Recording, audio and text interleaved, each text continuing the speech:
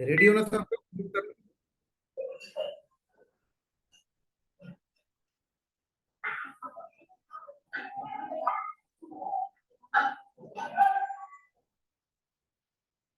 चलो,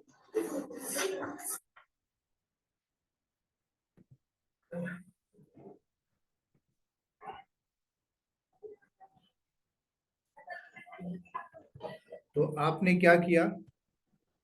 आपने boundary create किया, बाउंड्री के अंदर सबनेट्स आपने बना लिए। म्यूट करो सर, म्यूट करो, कौन बोल रहा है?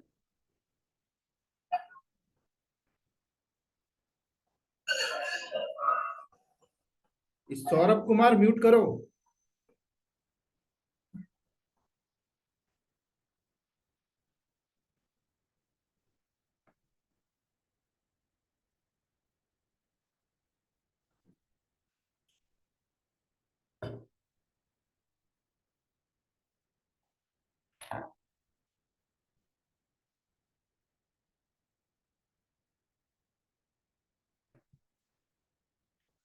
देखो,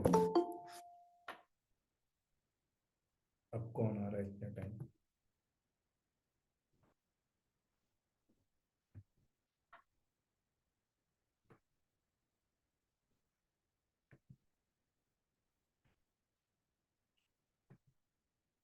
तो आपने ये बाउंड्री बनाया, ठीक है। अब बाउंड्री जो आपने बनाया ये आपका एक प्राइवेट एरिया हो गया, ठीक है। लेकिन आपके जो कस्टमर हैं वो इंटरनेट में बैठे हुए हैं, तो आपके कस्टमर आपके रिसोर्सेज को एक्सेस करने आएंगे। तो एक्सेस करने आएंगे तो उन्हें आपको ना गेट लगाना पड़ेगा। तो यहां पर आपको ना एक गेट लगाना पड़ेगा। जैसे आप अपना घर जब बनवाते हो तो मेन गेट होता है ना, लोग आएंगे जाएंगे कैसे? आप बाहर कैसे जाओगे? बाहर से लोग कैसे आएंगे? गेट तो होना पड़ेगा। तो यही वीपीसी में आप अपना गेट लगाते हो, जिसको कहते हैं आईजीडब्ल्यू। जो ठीक वैसा ही होता है जब आप अपने कंपनी के अंदर प्राइवेट डेटा सेंटर लगाते थे फिजिकली, तो आप आईएसपी से कांटेक्ट करके राउटर लगवाते थे, याद होगा ना? जिससे भी आप लीज लाइन कनेक्शन लेते हो, वोडाफोन, एयरटेल, रिलायंस जियो, वो अपना राउटर लेके आता है और अपना आपके कंपनी में लगा के चला जाता है। तो आपकी कंपनी का इंटरनल ट्रैफिक जब भी बाहर जाना तो उस राउटर से होके जाएगा, बाहर से कोई भी ट्रैफिक आनी तो उस राउटर से होके जाएगा। वो एक मेन गेट होता है। तो ऐसे ही ये आपकी वीपीसी है। तो यहाँ पर भी आपको गेट लगाना पड़ेगा। इस गेट का नाम होता है इंटरनेट गेटवे, आईजीडब्ल्यू। और ये गेट आपका कनेक्ट होता है किसके साथ? इंटरनेट के साथ। तो आप अपना जब भी डेटा सेंटर बना रहे हो,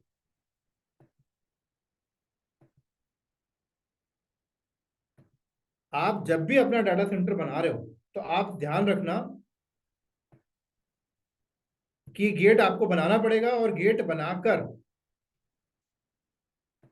आपको अपनी वीपीसी के साथ अटैच करना पड़ेगा। तो ये जो टॉपिक है ना, ये पूरा का पूरा आर्किटेक्चर है। जस्ट लाइक आप अपना समझ लो एक घर तैयार कर रहे हो और यहाँ आपके कस्टमर्स होंगे। तो अभी हमने क्या किया? वीपीसी बनाया और सबनेट बनाया।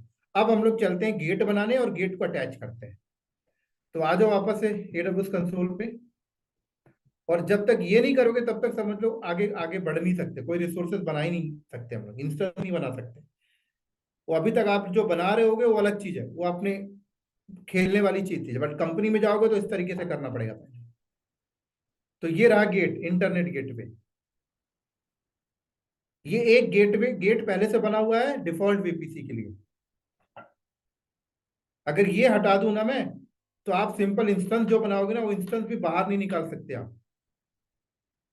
तो मैंने यहाँ पे क्रिएट इंटरनेट गेटवे किया और यहाँ पे मैंने बोला R infra hyphen project IGW. R infra project के लिए, क्योंकि बता रहा हूं ना कि एक कल को दूसरा प्रोजेक्ट होगा तो दूसरा गेट बनाऊंगा।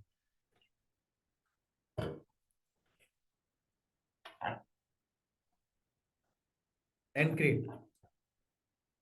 तो गेट तो बन गया बट गेट अटैच नहीं है। तो अटैच टू अ वीपीसी। तो अपने घर के साथ अटैच कर दिया। तो अब ये मेरा गेट बन गया, ठीक है, गेट अटैच कर दिया। अब यहां पर आपको डिसाइड करना है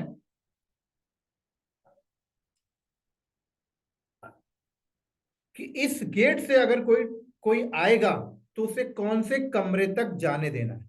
अब आप डिसाइड करोगे। तो ये कमरे हैं आपके। अब आपको डिसाइड करना है कि कौन से सबनेट को इस गेट से बाहर निकालना है और कौन से को बाहर नहीं निकालना। समझ आ रही? उससे पहले मैं एक काम करता हूं, डेटाबेस, एक सर्वर बनाता हूं डेटाबेस सबनेट के अंदर, एप्लीकेशन एक सर्वर बनाता हूं एप्लीकेशन सर्वर के अंदर, सबनेट के अंदर, एक वेब सर्वर बनाता हूं वेब सबनेट के अंदर। क्योंकि मैं ऐसा डिजाइनिंग रखना चाहता हूं कि जितने भी मेरे वेब सर्वर्स होंगे वो इस सबनेट में आए, जितने भी मेरे एप्लीकेशन सर्वर्स होंगे वो इस सबनेट में आए, और जितने भी मेरे डेटाबेस होंगे वो इसके अंदर आए। तो अब मैं यहां पे आता हूं, इंस्टेंस क्रिएट करने जा रहा हूं EC2 सेक्शन में।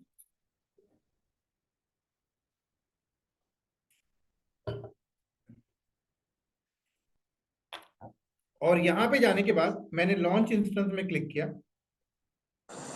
सर मतलब अब हम यहाँ से स्टार्ट करेंगे काम करना। कौन बोल रहे हो? नाम बोलो सेटअप के पहले, बाद। नाम बोलो पहले। फैजल सर। फैजल, अभी काम स्टार्ट ही नहीं हुआ। अच्छा, लगा काम 3 साल से तो आ स्टार्ट गया नहीं तो। हुआ फैजल, अभी समझा रहा हूं केवल। ओके ओके जब तक ये पूरा नहीं बनेगा काम स्टार्ट नहीं होता। Okay sir.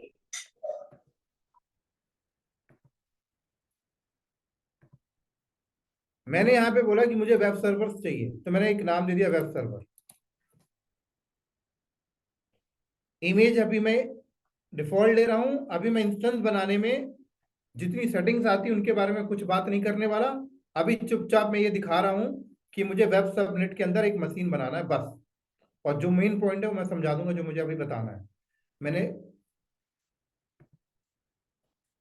आर इंफ्रा की चाहिए होता है, आपको पता होगा, ये तो सबने अपनी लाइफ में बनाया होगा एक एक इंस्टेंस। तो ये मैं एक कंप्यूटर बना रहा हूँ जिसको एक्सेस करने के लिए मुझे की चाहिए, तो मैंने यहाँ पर आर इंफ्रा की दे दिया।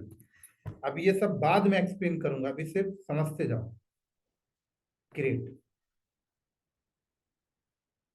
नेटवर्क सेटिंग में आना है। अभी तक ये डिफॉल्ट VPC के अंदर जा रहा था, मैंने बोला भाई डिफॉल्ट अपनी जेब में रखो। मैंने अपना बनाया है, अपना लिया सेलेक्ट।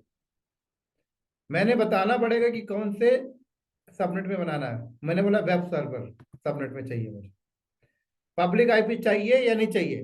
नहीं चाहिए। पब्लिक आईपी दे दोगे सिक्योरिटी खत्म। सिक्योर रखना है, पब्लिक आईपी नहीं देनी है, डिसेबल्ड रखा मैंने। और मैंने लॉन्च किया।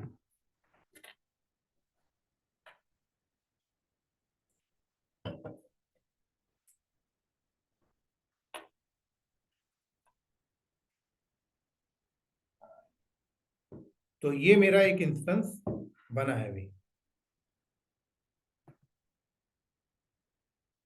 ये रही इसकी IP, private IP, public IP मिली नहीं है। और मैं डायग्राम में आता हूं। मैंने बोला यहाँ पे अभी मैंने जैसे एक इंस्टेंस बनाया है और उसको आईपी क्या मिली है, उसको ये आईपी मिली है। और ये आईपी कोई भी अभी इसको कनेक्ट नहीं कर सकता क्योंकि ये प्राइवेट आईपी है।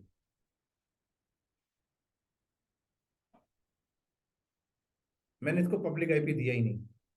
पब्लिक आईपी दे भी देता तब भी कनेक्ट नहीं कर सकता, क्योंकि कनेक्ट करने के लिए आपको बहुत सारे स्टेप्स फॉलो करने पड़ते हैं।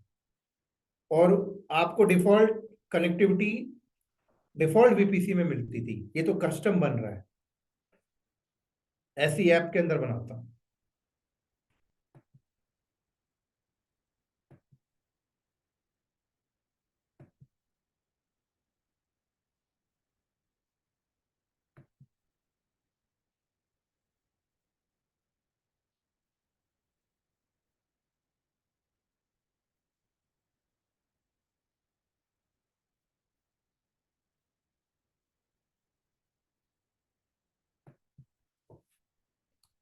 ऐप हाइफन सर्वर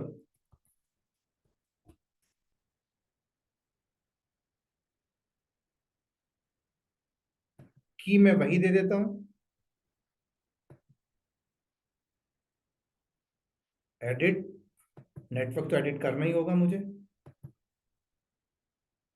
ये लो, public IP disabled, app server select already हो गया, अच्छी बात है। और चुपचाप से मैं लॉन्च इंस्टेंस में क्लिक किया।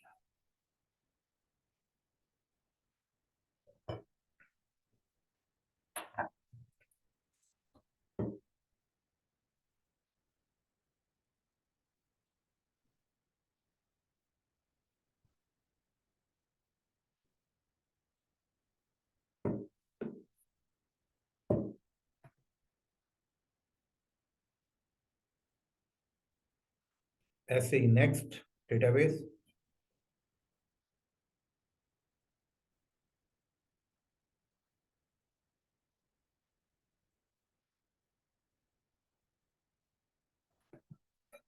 डीबी हाइफन सर्वर,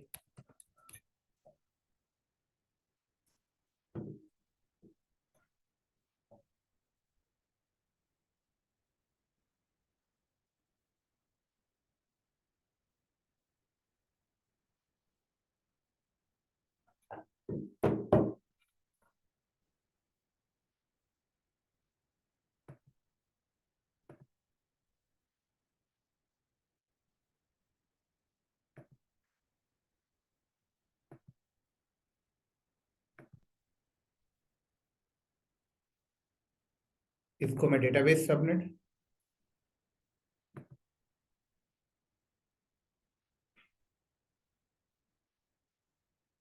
और जस्ट लॉन्च।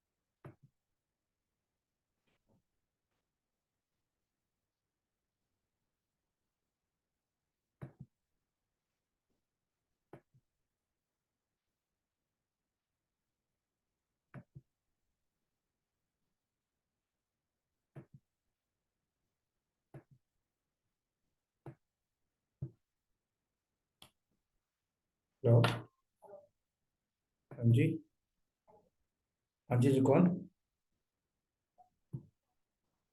ऑफिस के रिसेप्शन, आप रिसेप्शन में दे दो, रिसेप्शन में दे दो, रिसेप्शन में। हम्म।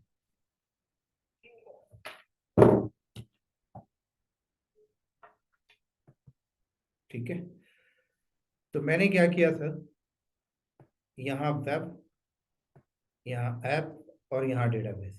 ठीक है, मेरी प्लानिंग ये है, वेब सर्विस, वेब सर्विस यहाँ रखूंगा, एप्लीकेशन सर्विस यहाँ, और डेटाबेस यहाँ, जो मेन सेंसिटिव डेटा होता है वो यहाँ पड़ा।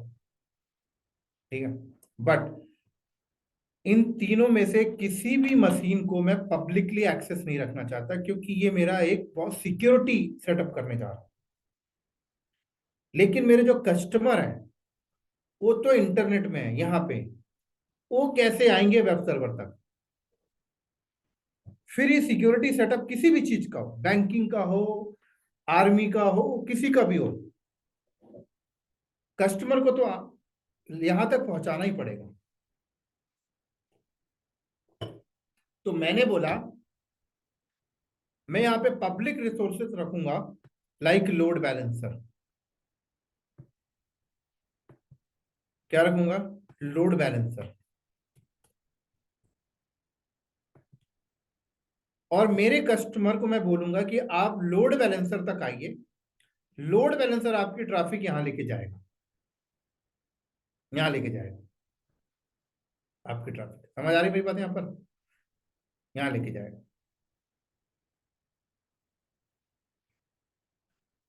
और कल को अगर मेरा एक सर्वर पे लोड फुल हो जाता है तो मैं यहाँ पे दूसरा सर्वर लगा लूंगा लोड को बैलेंस करने के लिए, और लोड बैलेंसर तो मेरे पास है ही है, तो लोड बैलेंसर को इसका भी एड्रेस दे दूंगा।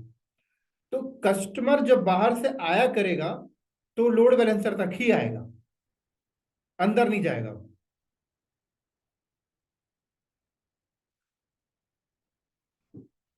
वो लोड बैलेंसर तक ही आएगा, लोड बैलेंसर के अंदर नहीं जाएगा। अब मैं चाहता हूं कि मैं जेन्युइन कस्टमर को ही लोड बैलेंसर तक लाना चाहता हूं, तो आप लोड बैलेंसर के आगे फायरवॉल रख लो। तो अगर आपने लोड बैलेंसर के आगे फायरवॉल रख लिया है तो आपका जेन्युइन कस्टमर ही लोड बैलेंसर तक आ सकता है, बाकी और कोई नहीं आ सकता। ये कैसे पता चलेगा कि कस्टमर जेन्युइन है और एक कस्टमर जेन्युइन नहीं है? वो आप अपने लोड बैलेंसर में फिल्टर्स लगाइए कि पाकिस्तान से ट्रैफिक आ रही हो तो ब्लॉक कर दो, कोई ऐसे लोकेशन से ट्रैफिक आ रही हो ब्लॉक कर दो। समझ आ रही मेरी बात यहाँ पे? अब जैसे इंडियन गवर्नमेंट की आर्मी सेक्टर में क्या होता है, आर्मी की वेबसाइट अगर कश्मीर से कोई हिट कर रहा है, इंडियन आर्मी की वेबसाइट पे या बैंकिंग की वेबसाइट पे कोई बंदा कश्मीर से हिट कर रहा है, एक बार हिट कर रहा है, ब्लॉक नहीं करते। जब वो देखते हैं कि वो कंटिन्यूसली 1 सेकंड में 10 टाइम्स हिट मार रहा है, उसको तुरंत ब्लॉक मार देते हैं। समझ आ रही है? आपने देखा होगा बैंकिंग सेक्टर में क्या होता है कि अगर आप बैंकिंग की वेबसाइट जब ओपन करते हो, आपने 3 बार गलत पासवर्ड डाल दो, आपको तुरंत ब्लॉक कर देते हैं 24 घंटे के लिए। वो क्या है? वो सिक्योरिटी मैकेनिज्म यूज कर रहे हैं, वो ऐसा फायरवॉल यूज कर रहे हैं कि 3 बार अगर रिक्वेस्ट आ जाए और रॉन्ग रिक्वेस्ट आ रही हो, ब्लॉक मार दो तुरंत। सब फायरवॉल से बैठ के हो रहा है। आपने देखा था कुछ, जब इंडिया के अंदर कहीं पर कुछ दंगा वगैरह होता है तो वहां के एरिया पे नेट बंद कर देते हैं। तो नेट बंद करने का मतलब क्या है? जब वो नेट को कनेक्ट करते हैं, जब वो अपनी सिम यूज करते हैं, राइट, तो जिस टावर से कनेक्ट करते हैं उस टावर में एक फायरवॉल होता है, तो वो क्या करता है, उस एरिया से अगर रिक्वेस्ट आती है तो ब्लॉक मार देता है। समझ आ रही मेरी बात यहाँ पे? वो एरिया चेक कर रहा है कि अच्छा फलाना एरिया से ट्रैफिक आ रही है, उसको ब्लॉक कर दो। ब्लॉक कैसे? फायरवॉल के थ्रू हो रहा है सब चीज। समझ आ रही मेरी बात यहाँ पे? हाँ जी। तो आपके कस्टमर कभी सर्वर तक पहुंच ही नहीं पा रहे, यहीं पे बैठ के फिल्टर हो जाते हैं, और जो जेन्युइन कस्टमर है वही अंदर आ पाते हैं, बाकी नहीं आ पाते। वो भी वेब सर्वर तक आ रहे हैं, डेटाबेस तक तो उन्हें भी नहीं जाने दिया जा रहा। तो कस्टमर की ट्रैफिक कहाँ आती है? लोड बैलेंसर पे। लोड बैलेंसर के पास आने से पहले भी फायरवॉल में फिल्टर हो रही है, लोड बैलेंसर वेब सर्वर पे लेके जाता है, और वेब सर्वर लेके जाएगा एप्लीकेशन सर्वर पे, एप्लीकेशन लेके जाएगा डेटाबेस के पास। तो कल को ऐसा हो सकता है कि कंपनी के अंदर यहां पर भी लोड बढ़े तो यहां पर भी दो दो ऐप सर्वर है, यहां पर भी दो दो डेटाबेस है, दो तो एक एग्जाम्पल है, 100 वेब है, 100 डेटाबेस है। तो कंपनी क्या करेगी, यहां पर बैलेंस करने के लिए भी यहाँ पे लोड बैलेंसर रखेगी, यहाँ पे भी लोड बैलेंसर रखेगी कि ट्रैफिक इस लोड बैलेंसर पे आए तो इस वेब पे जाए, वेब से ऐप पे जाना है तो ये लोड बैलेंसर पे जाएगी ट्रैफिक, ये लोड बैलेंसर भेजेगा इसके पास, फिर इन्हें अगर डेटाबेस पे जाना है तो इस लोड बैलेंसर पे आएगी ट्रैफिक, ये भेजेगा यहाँ पे। ये लोड बैलेंसर पब्लिक रखा जाता है, ये लोड बैलेंसर प्राइवेट रखा जाता है। समझ आ रही मेरी बात यहाँ पर? हाँ जी। किसी को डाउट है तो बता दो अभी।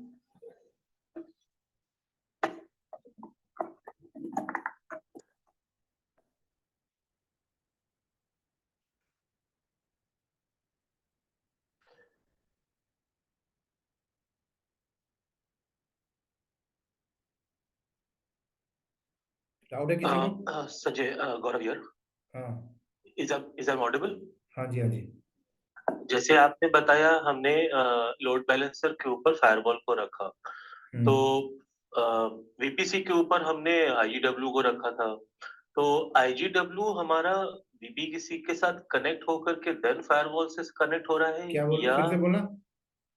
हम हमारे वीपीसी के ऊपर हमने इंटरनेट गेटवे आईजीडब्ल्यू रखा, ठीक है, और इंटरनेट अंडर इंटरनेट क्या कह रहे हो? जो वीपीसी बनाया था हमने, हम्म। उस वीपीसी के ऊपर हमने आईजीडब्ल्यू को रखा। वीपीसी के एक ऊपर आईजीडब्ल्यू नहीं होता, आईजीडब्ल्यू बाहर रखा है, वीपीसी से अटैच किया है। हाँ, मतलब it's a kind of a top of next layer. और हमने वीपीसी के अंदर अपने फायरवॉल को रखा और लोड बैलेंसर को रखा। तो अब हमारा आईजीडब्ल्यू जो है वो पर्टिकुलर वीपीसी को इंटरेक्ट करता है, या हम जब कॉन्फ़िगरेशन करेंगे तो वो हमारे वीपीसी के अंदर जो फायरवॉल है उनके साथ डायरेक्ट इंटरेक्ट करता है। आईजीडब्ल्यू वीपीसी के बाहर है, उसको कोई लेना देना नहीं आपके इंटरनेट नेटवर्क में क्या है क्या नहीं। नहीं नहीं, मेरा क्वेश्चन फिर से रिफ्रेम करता हूँ कि जैसे मैं मेरा एडब्ल्यूएस में अकाउंट है और मैं एडब्ल्यूएस का यूजर हूँ, तो एडब्ल्यूएस तक पहुंचने के लिए मुझे इंटरनेट यूज करना ही पड़ेगा, ठीक है। अब अगर मुझे इंटरनेट यूज करना है तो मैं जब एडब्ल्यूएस में अपने इंस्टेंसेस तक पहुंच रहा हूँ, तो फर्स्ट मैं इंटरनेट गेटवे को ही क्रॉस करूंगा, करेक्ट।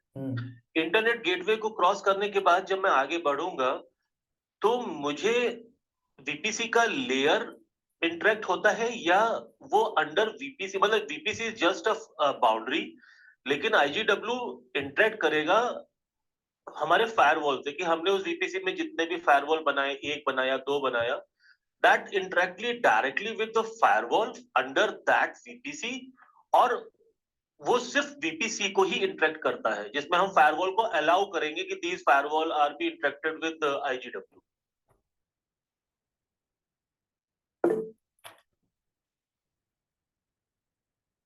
आपकी जो ट्रैफिक है ये कस्टमर है, ठीक है, ये आपका यूजर है। पहले बात तो मैं आपको बता दूं, इस यूजर को नहीं पता फायरवॉल क्या है, इस यूजर को नहीं पता लोड बैलेंसर क्या है, ठीक है। अभी आप आगे क्या करोगे, अभी आप एडब्ल्यूएस में डीएनएस लोगे,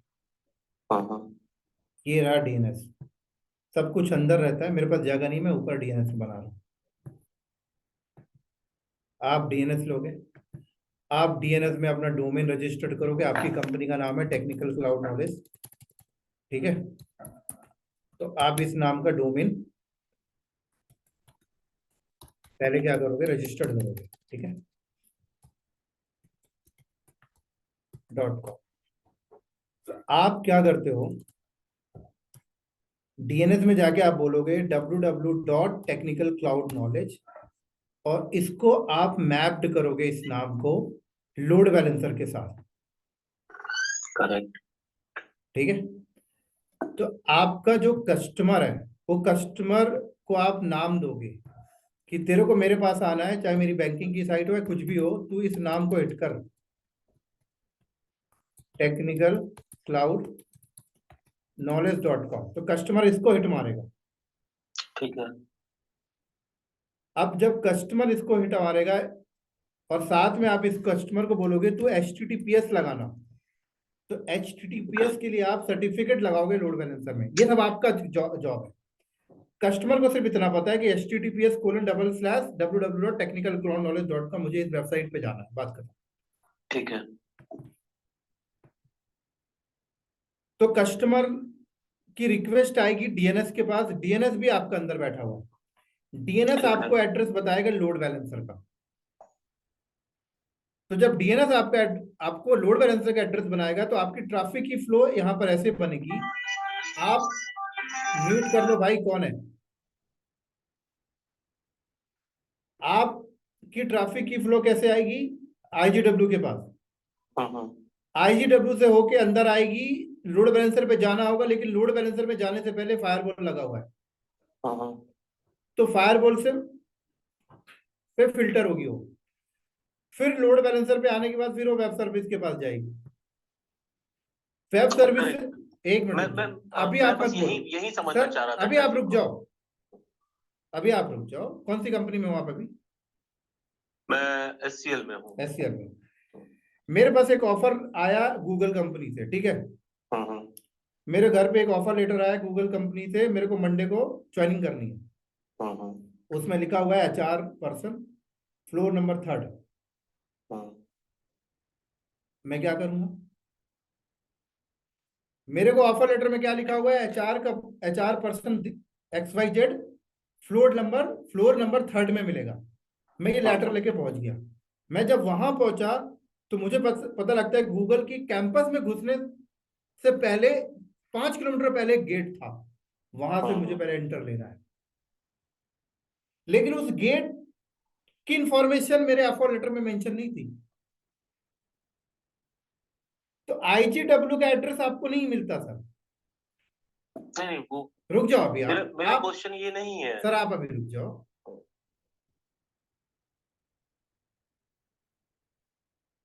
तो कस्टमर को नहीं पता IGW क्या है, कस्टमर को नहीं पता लोड बैलेंसर क्या है, कस्टमर को सिर्फ ये एड्रेस दिया गया है। अब ये एड्रेस किस तरीके से फ्लो करेगा, ये डिजाइनिंग हमें करनी है सर। अगर हम ये गेट हटा दें और कस्टमर हिट मारता रहे, कस्टमर की ट्रैफिक के अंदर नहीं आ पाएगी। ये गेट हम यहां से हटा दें तो ये डिजाइनिंग हमें करनी होती है। हम आपको ऑफर लेटर में लिखा हुआ है कि आपको गूगल कंपनी में XYZ से मिलना है, तो आप वो एड्रेस लेके पहुंच गए, लेकिन उस पर्सन तक कैसे पहुंचोगे आप? उसका मेन गेट होगा। तो वैसे ये IGW आपका है। कस्टमर ने www.technicalcloudknowledge.com हिट किया, DNS के पास गया, DNS ने उसके लोड बैलेंसर का एड्रेस बताया, लेकिन लोड बैलेंसर तक जाने के लिए IGW आपको लगानी पड़ेगी, फिल्टरिंग के लिए फायरवॉल आपको लगानी पड़ेगी। लोड बैलेंसर पे ट्रैफिक आई, यहाँ पे आई, अब उसे एप्लीकेशन सर्वर पे जानी है तो इस लोड बैलेंसर पे आएगी ट्रैफिक, इस लोड बैलेंसर से इधर आएगी, डेटाबेस पे जानी है, इधर आएगी, इधर डेटाबेस पे आया, डेटाबेस में डेटा राइट किया, बैकएंड में स्टोरेज लगा रखा है, अपना किया और वापस इस तरह से रिवर्ट बैक होकर चला गया। ये फ्लो बनता है। बोलो अब आप क्या बोल रहे हो?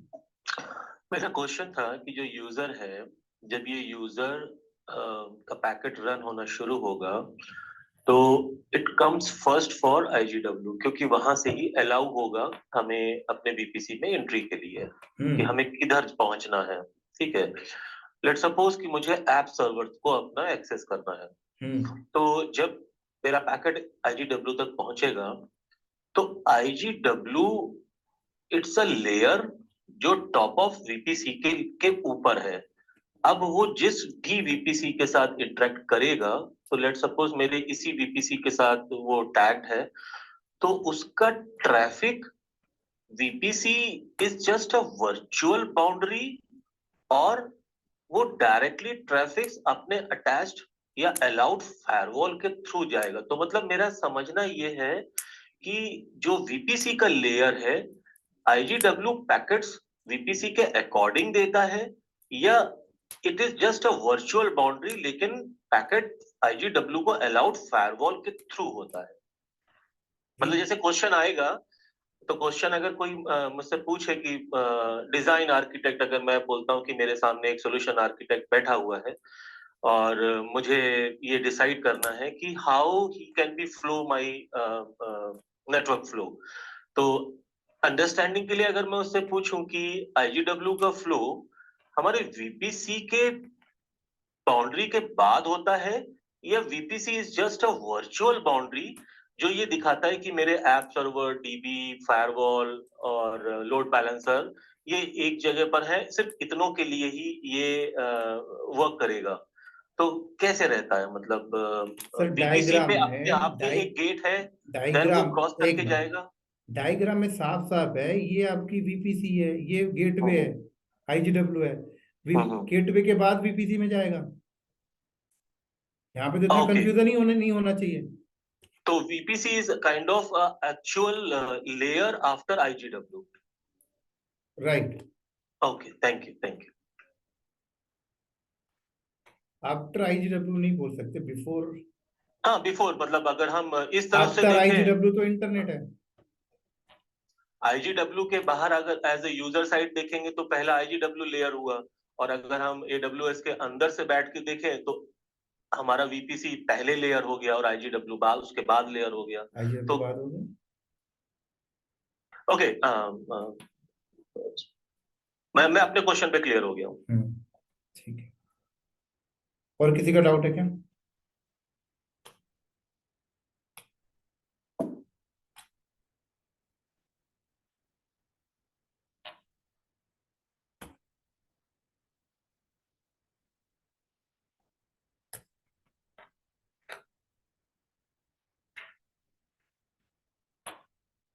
और किसी का डाउट है क्या?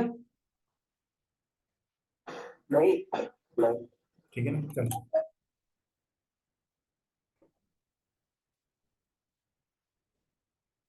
तो अब देखो यहाँ पर कंपनी, अगर हम सिक्योरिटी पॉइंट ऑफ व्यू से बात करें तो कंपनी यहां पर ऐसा भी करती है,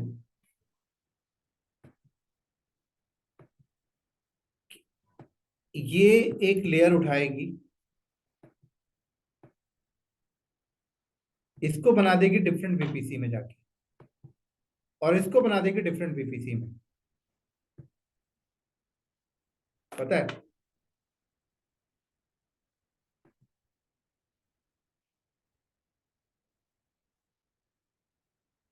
तो ये इतना एरिया डिफरेंट वीपीसी में रहेगा, इतना एरिया डिफरेंट वीपीसी में रहेगा। कंपनी कहती है कि बाहर से कोई ट्रैफिक अगर आती है तो पहले आईजीडब्ल्यू पे आएगी, फिर इस लोड बैलेंसर पे आएगी।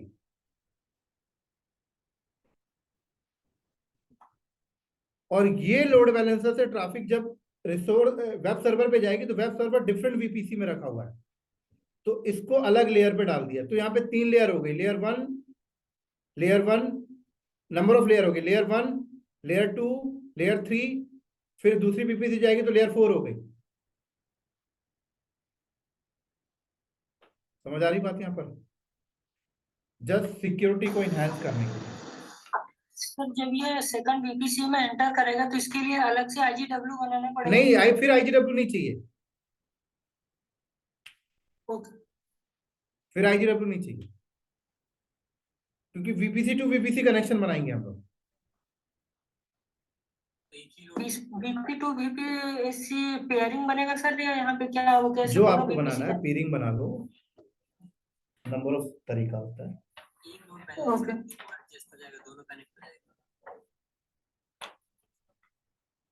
तो बहुत बार कंपनी अपनी सिक्योरिटी को एनहांस करने के लिए ये चीज यूज करती है, क्योंकि अभी तक एक ही वीपीसी के अंदर अगर सब कुछ पड़ा हुआ है, ठीक है, एक ही वीपीसी के अंदर अगर सब कुछ पड़ा हुआ है, तो कोई यूजर जो आपका जेन्युइन यूजर नहीं है वो आपकी वीपीसी तक एंटर कर पा रहा है, वीपीसी तक, क्योंकि आईजीडब्ल्यू तक तो हर कोई आ पा रहा है, चाहे हैकर हो या नॉर्मल यूजर है। और आईजीडब्ल्यू से वो लोड बैलेंसर तक आ पा रहा है, लोड बैलेंसर के फायरवॉल तक आ रहा है, तो आपकी बाउंड्री के अंदर तो फिर भी घुस गया है। कंपनी चाहती है कि अगर वो बाउंड्री के अंदर घुस गया है, मतलब उसी बाउंड्री के अंदर फायरवॉल भी है, उसी बाउंड्री के अंदर मेन रिसोर्सेज भी है, डेटाबेस भी उसी बाउंड्री के अंदर है। कंपनी चाहती है कि जो यूजर्स हैं उनको उस बाउंड्री के अंदर मत आने दो जहां पर वेब, ऐप और डेटाबेस है। कंपनी ने 3 रिसोर्सेज उठा के अलग वीपीसी पे रखे, 3 रिसोर्सेज उठा के अलग वीपीसी पे रखे, ठीक है, और एक अलग वीपीसी बनाया जिसके अंदर फायरवॉल रखा, और एक अलग वीपीसी बनाया जिसके अंदर लोड बैलेंसर रखा। तो कंपनी कहती है कि और एक ही आईजीडब्ल्यू लगाया जो उस वीपीसी के अंदर लगाया आईजीडब्ल्यू जिसके अंदर फायरवॉल है। मतलब ये फायरवॉल उठा के भी एक अलग वीपीसी बनाया, ये फायरवॉल उठा के वहां लगा दिया और उस वीपीसी में आईजीडब्ल्यू लगाया, और बाकी के 3 वीपीसी में आईजीडब्ल्यू नहीं लगाया। तो कस्टमर की ट्रैफिक आईजीडब्ल्यू पे आती है और उस फायरवॉल पे आती है। तो अगर कोई हैकर हमारा उस फायरवॉल की वीपीसी में घुस भी जाता है तो कोई फर्क नहीं पड़ेगा, वो फायरवॉल अपना निपट लेगा, और उस हैकर को पता ही नहीं चल पाएगा कि लोड बैलेंसर कहां रखा हुआ है, वेब सर्वर कहां रखा है, डेटाबेस कहां रखा है, ऐप सर्वर कहां रखा है। तो फायरवॉल अपने अपने अपने बिहाफ में पूरा फिल्टर कर लेगा पहले उसको, और देन उसके बाद फिर उसको लगता है जेन्युइन ट्रैफिक है, तो फिर उसको उस वीपीसी में भेजेगा जिस वीपीसी में लोड बैलेंसर रखा हुआ है। अब वो लोड बैलेंसर अपने बिहाफ में चेक करेगा, क्योंकि लोड बैलेंसर के आगे भी फायरवॉल लगा हुआ है। अब वो लोड बैलेंसर ट्रैफिक उस सर्वर वीपीसी को भेजेगा जिस वीपीसी में वेब सर्वर रखा हुआ है। और फिर आपको लगता है कि यार उसी वीपीसी के अंदर ऐप भी रख लेते हैं, डेटाबेस भी रख लेते हैं, तो ठीक है। लेकिन आपको लगता है कि यहाँ पे भी सिक्योरिटी आपको लेयर इनहैंस करनी है, तो फिर आप एप्लीकेशन सर्वर उठा के दूसरी वीपीसी में रख लो, डेटाबेस उठा के भी दूसरी वीपीसी में रख लो। तो आपने 7-8 लेयर लगा ली अपनी सिक्योरिटी की, एक लेयर नहीं 7-8 लेयर। तो बाहर से आने वाली ट्रैफिक वो सिर्फ फायरवॉल वीपीसी तक ही आ पा रही है, उसके बाद जो अंदर जाना होता है वो इंटरनल ट्रैफिक के थ्रू जाएगा। समझ आई मेरी बात यहाँ पर? हाँ जी, यस, हाँ जी, यस यस सर। समझ आ गई गौरव? जो आप लेयर की बात कर रहे थे ना, वो इस तरीके से डिवाइडिंग की जाती I got it. सर अनु बोल रहा हूँ। मल्टीपल वीपीसी जब हम यूज करेंगे तो कॉस्ट इन्वॉल्व होगा उसमें, मतलब कॉस्ट सर वीपीसी का कोई कॉस्ट नहीं है। वीपीसी के अंदर जो रिसोर्सेज बनेंगे, जो आईपी एड्रेस लोगे, जो नेट गेटवे लोगे, जो इंटरनेट गेटवे लोगे, इन सब चीजों का चार्जेस होता है। वीपीसी पीरिंग कनेक्शन बनाओगे, उनका चार्जेस होगा।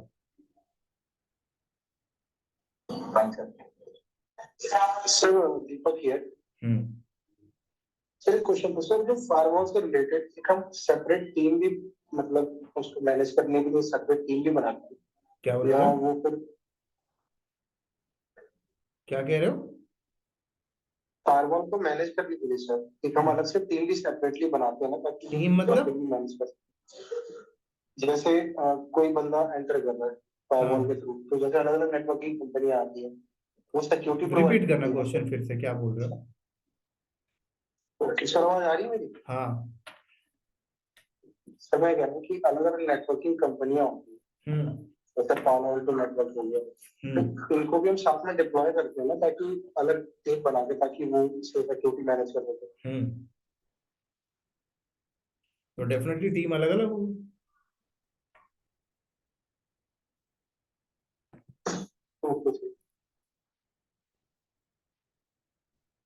टीम तो अलग अलग ही होगी। आपके पास इतनी स्किल्स है तो अकेले कर लो, क्या दिक्कत है? अकेले पैकेज उठा ले। आर्किटेक्ट बंदा अकेले ही तो करता है, वन टाइम सेटअप करता है, फिर सेटअप करके हैंड ओवर कर देता है ऑपरेशन बंदे को, ऑपरेशन बंदा हैंडल करता रहता है अपने। फिर आप दूसरे प्रोजेक्ट पे चले जाते हो लगाने।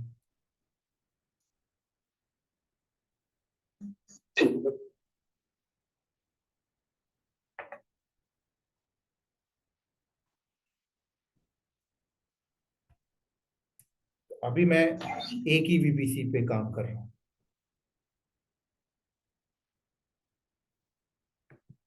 ठीक है? तो अभी मैं यहाँ पे चलता हूँ और एक लोड बैलेंसर क्रिएट करता हूँ, ठीक है? लोड बैलेंसर बहुत बड़ा टॉपिक है।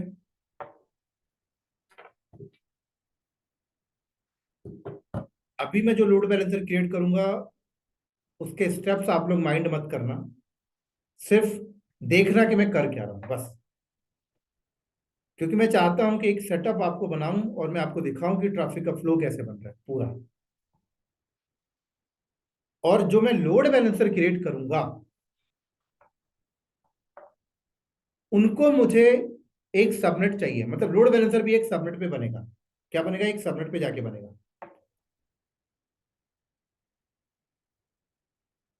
और लोड बैलेंसर ऐसे सबनेट पे आपको बनाना पड़ेगा जो सबनेट आईजीडब्ल्यू की तरफ पॉइंट हो, ध्यान रखना। क्योंकि अभी मेरा कोई भी सबनेट कहीं भी पॉइंटेड नहीं है। मैं अगर लोड बैलेंसर बना भी दूं तो बाहर से कोई लोड बैलेंसर तक नहीं आ सकता, फायरवॉल तक नहीं आ सकता। क्यों? क्योंकि ये रिसोर्सेस जिस सबनेट में बनेंगे उस सबनेट आईजीडब्ल्यू की तरफ पॉइंट होना चाहिए। और जो सबनेट IGW की तरफ पॉइंट हम लोग कर देते हैं उसको हम लोग पब्लिक सबनेट कहते हैं, और जो सबनेट हम लोग IGW की तरफ पॉइंट नहीं करते उसको हम लोग प्राइवेट सबनेट कहते हैं। तो कई बार लोग कहते हैं कि पब्लिक सबनेट और प्राइवेट सबनेट का मतलब क्या है, तो लोग इसका आंसर क्या देते हैं, जो इंटरनेट से एक्सेस है वो पब्लिक, जिसका नाम लिख दिया तो पब्लिक है, जिसका नाम लिख दिया प्राइवेट है तो प्राइवेट। ऐसा कुछ नहीं होता। ऐसा सबनेट जो IGW के तरफ डायरेक्ट पॉइंटेड हो उसको पब्लिक सबनेट कहा जाता है, और ऐसा सबनेट जो IGW की तरफ पॉइंटेड नहीं है उसको प्राइवेट सबनेट कहा जाता है। तो आपको ऐसा लगता है कि मुझे मेरे सर्वर सेंसिटिव है, बहुत इंपॉर्टेंट है, सिक्योर है, तो आप उनको उस सबनेट में रखें जो सबनेट IGW तक पॉइंटेड नहीं है। तो मेरा भी यही प्लानिंग है कि वेब सर्वर, डेटाबेस और ऐप सर्वर IGW की तरफ पॉइंट नहीं करना है, लेकिन ये जो पब्लिक सर्वर जोन 1 और पब्लिक सर्वर जोन 2 है, इनके अंदर मैं पब्लिक रिसोर्सेस रखूंगा, इनको मुझे IGW की तरफ पॉइंट करना पड़ेगा। तो IGW की तरफ पॉइंट करने के लिए आपको राउटर चाहिए जिसमें आप रूट डिफाइन करोगे। राउटर आपके पास होना चाहिए जिसमें आप क्या करोगे, रूट डिफाइन करोगे। पता है? तो रूट डिफाइन करने से पहले एक चीज और मैं आपको बता दूं। सर आपने यहाँ पे पॉइंट वर्ड यूज किया है, पॉइंट करने का क्या मीनिंग है सर? यहाँ पॉइंट का मतलब होता है कि इसको इसके साथ इंटीग्रेट करना, ये पॉइंट का मतलब, समझ गए? ओके। इंटीग्रेट करना, ये होता है पॉइंट का मतलब। अब यहां पर AWS कहता है कि जो लोड बैलेंसर है इसमें मैं आपको एक सिक्योरिटी प्रोवाइड करता हूं कि इसकी हाई अवेलेबिलिटी आपको देता हूं। हाई अवेलेबिलिटी का मतलब होता है कि लोड बैलेंसर कभी डाउन नहीं जाएगा, कभी डाउन नहीं होगा लोड बैलेंसर। तो लोड बैलेंसर अगर कभी डाउन नहीं होगा, इसका मीनिंग पता है क्या? इसके पीछे इन्होंने प्लानिंग ये की है कि जब आप लोड बैलेंसर बनाओगे तो लोड बैलेंसर को आप एक सबनेट में मत बनाना, 2 सबनेट सेलेक्ट करना, और दोनों सबनेट डिफरेंट डिफरेंट जोन में होना चाहिए, जिससे कि कल को अगर एक जोन क्रैश हो जाता है तो दूसरे जोन आपको संभाल लेगा। तो इसीलिए जब आप लोड बैलेंसर बनाते हो तो आपको 2 सबनेट देने पड़ेंगे, और दोनों सबनेट आपके डिफरेंट डिफरेंट जोन में होना चाहिए। तो अगर मैं सबनेट जब मैं बना रहा था तो मुझे ये चीज देखनी पड़ेगी, क्या ये सबनेट एक ही जोन में तो नहीं बन गए? अगर एक ही जोन में बन गए होंगे तो दिक्कत होगी। तो दोनों सबनेट को अलग अलग जोन में रखना पड़ेगा। तो जब मैं लोड बैलेंसर बनाऊंगा तो मुझे मिनिमम 2 जोन चाहिए, 2 सबनेट चाहिए, दोनों जो सबनेट डिफरेंट डिफरेंट जोन में होना चाहिए। तो एक बार पहले मैं चेक कर लेता हूँ, फिर मैं लोड बैलेंसर बनाता हूँ।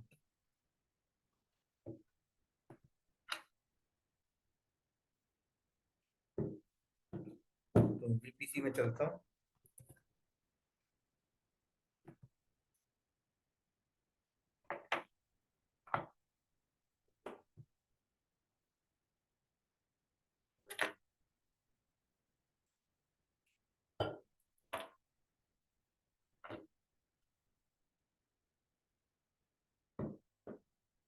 यहीं से देख लेता हूँ सबनेट पे जाके।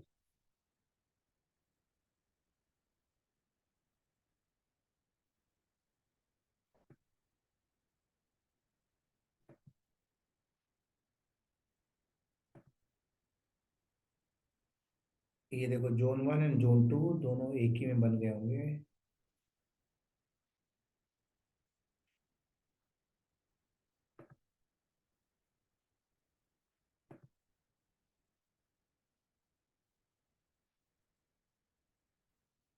हाँ, एक ही में बन गया देखो। तो मुझे जोन 2 को डिलीट करके दोबारा बनाता हूँ।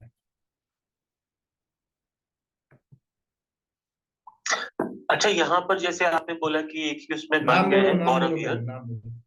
गौरव सचार। बोलो। तो ये तो किसी एडमिन से एक मिस्टेक हो सकती है जो क्रिएशन के टाइम पे हो गया, तो क्या हम इसे एडिट नहीं कर सकते? नहीं, या मूव फंक्शनैलिटी ऐसा कुछ नहीं होता है?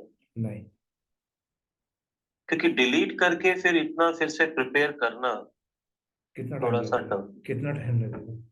नहीं, अभी तो जैसे हम यहाँ बोले तो it's not be a challenge, लेकिन जैसे प्रोडक्शन एनवायरनमेंट में होता है, वी ऑलवेज प्रिफर कि डिलीशन वर्क बहुत कम हो।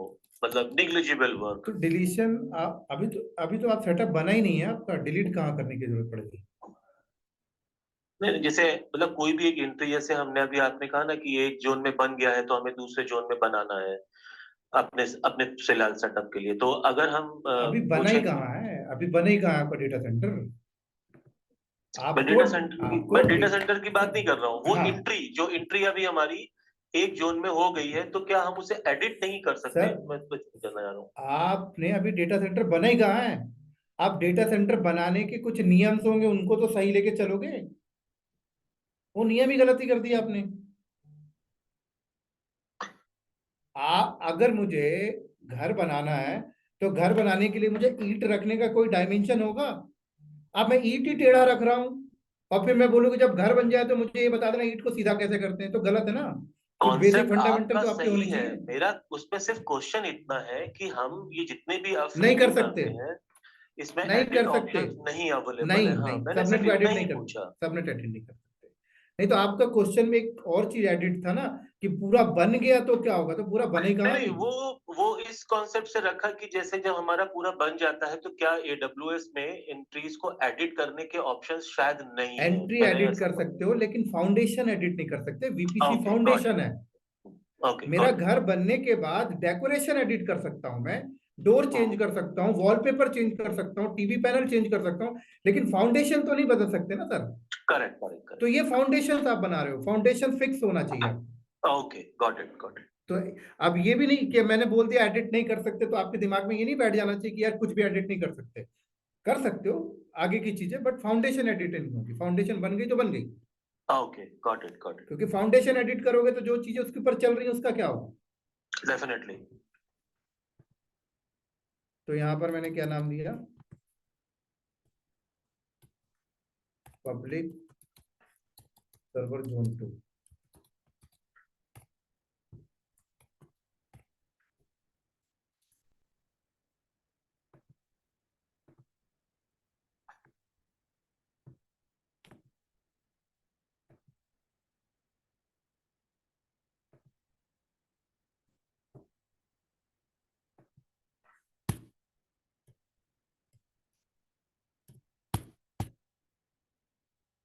और यहाँ से मैं जोन ना चेंज कर देता हूँ, ये ले।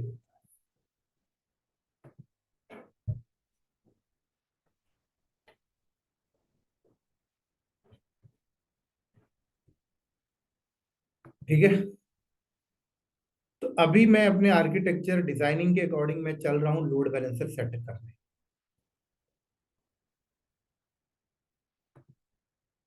तो आपको लोड बैलेंसर कहाँ मिलता है?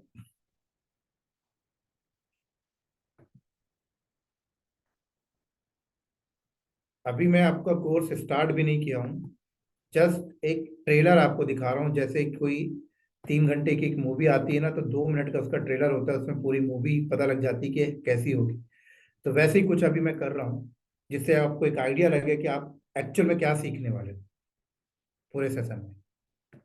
ठीक है, तो मैं लोड बैलेंसर जो बनाऊंगा उसमें अभी माइंड मत करना कि ये चीज आपने स्किप कर दी सर, ये भी चीजें बताओ अभी। ठीक है, तो मैं लोड बैलेंसर में आया यहाँ पर, मोटा मोटी वही बेसिक बेसिक बताऊंगा केवल। क्रिएट लोड बैलेंसर, ये मेरे पास लोड बैलेंसर है जिसमें से मैं अभी एप्लीकेशन लोड बैलेंसर को ले रहा हूँ। और लोड बैलेंसर में का नाम मैंने दे दिया are infra hyphen ELB project. Internet facing, आपको लोड बैलेंसर बताना पड़ता है कि कौन से VPC में बनाना है। देखो, तो लोड बैलेंसर एक रिसोर्स हो गया, इसको बनने के लिए भी यार डेटा सेंटर चाहिए, VPC चाहिए। तो अब यहां पर देखो, पढ़ो क्या लिख क्या रहा है, select at least 2 availability zone and 1 subnet per zone, the load balancer route traffic to the target. साफ साफ लिखा हो, पूरा पढ़े आप लोग। अगर ये सबनेट एक ही जोन में होता तो मुझे नहीं बनाने देता। तो हाई अवेलेबिलिटी के लिए से 2 सबनेट डिफरेंट डिफरेंट जोन में चाहिए। यहां से मैंने बोला public server zone 1 and public zone 2। अब लोड बैलेंसर के लिए भी एक सिक्योरिटी ग्रुप चाहिए, मैं ये ले लेता हूं अभी। कंपनी में अलग से सिक्योरिटी ग्रुप बना के रखते हैं। कंपनी के अंदर लोड बैलेंसर के लिए अलग से सिक्योरिटी ग्रुप बना के रखते हैं, और उस सिक्योरिटी ग्रुप में सिर्फ वेब सर्विस वाले पोर्ट ओपन करके रखते हैं, जैसे 8080804443, बस, बाकी और कुछ भी नहीं। अभी तो फिलहाल मैं ऑल ट्रैफिक खोल के रख रहा हूं।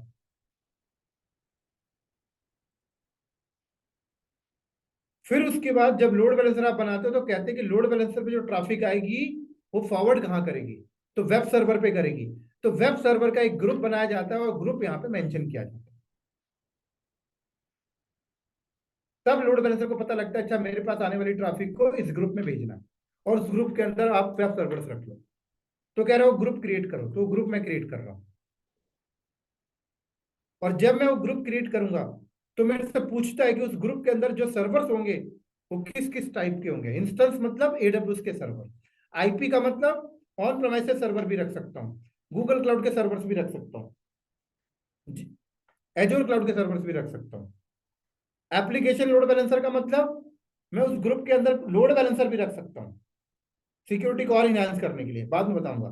कह रहे उस ग्रुप का नाम बताओ, आर इन्फ्रा आईफन ग्रुप। कह रहे प्रोटोकॉल बताओ,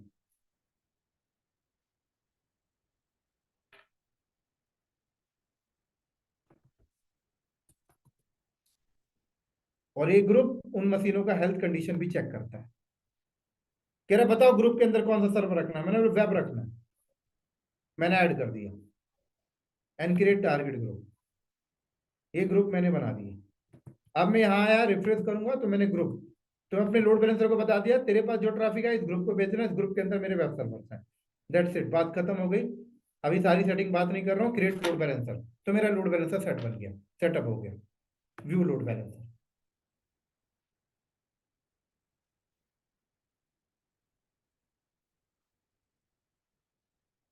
तो ये मेरा लोड बैलेंसर बन गया, राइट। 2 मिनट लगेगा बनने में, वेट करो।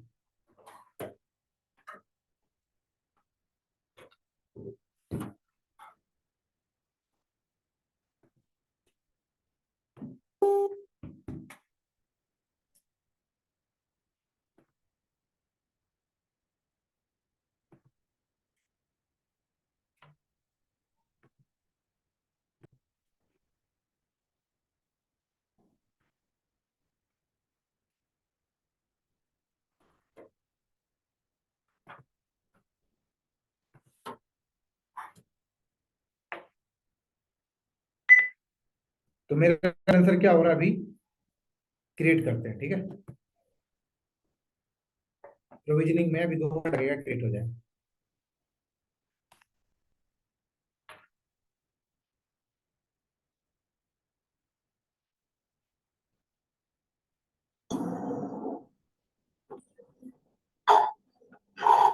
म्यूट करो, म्यूट।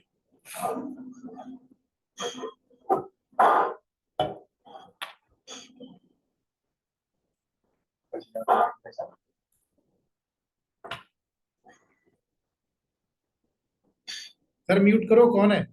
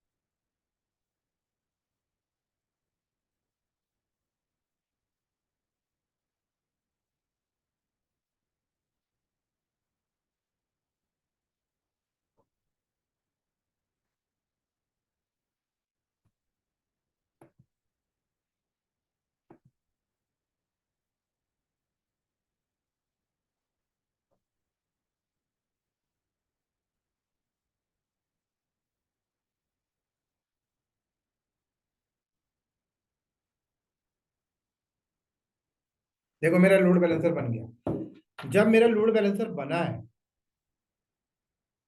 तो लोड बैलेंसर का ये देखो नाम आया,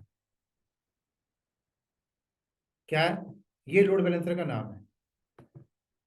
अब ये नाम देखो अजीब सा दिया है इन्होंने, ठीक है। कस्टमर ये नाम को हिट नहीं करेगा सर। कस्टमर को ये नाम थोड़ी आप दोगे, आप अपना डीएनएस सेटअप करोगे। क्या करोगे? डीएनएस। तो डीएनएस में जाके आप ये नाम मैपिंग करोगे। तो एडब्ल्यूएस कहता है कि आपके पास अगर ऑन प्रेमाइसेस डीएनएस है तो आप ये नाम को ले जाओ और अपने डीएनएस में एंट्री मार लेना। आप ये नाम को ले जाओ और डीएनएस में एंट्री मार लेना। नहीं तो एडब्ल्यूएस कहता है कि मैं खुद का भी डीएनएस सेटअप देता हूं, आप मेरे से खरीद लो डीएनएस, मेरे से डीएनएस रजिस्टर्ड कर लो। अगर आपका डीएनएस पहले से रजिस्टर्ड है तो होस्टिंग मेरे अंदर कर लो, ये भी देता है। तो यहां पर मेरे पास ऑलरेडी पहले से डीएनएस रजिस्टर्ड है कोड आईडी में, मैं उसको एडब्ल्यूएस में एंट्री करके दिखाता हूं। ये भी एक जस्ट एक ट्रेलर है। डीएनएस भी अपने आप में एक बहुत बड़ा टॉपिक।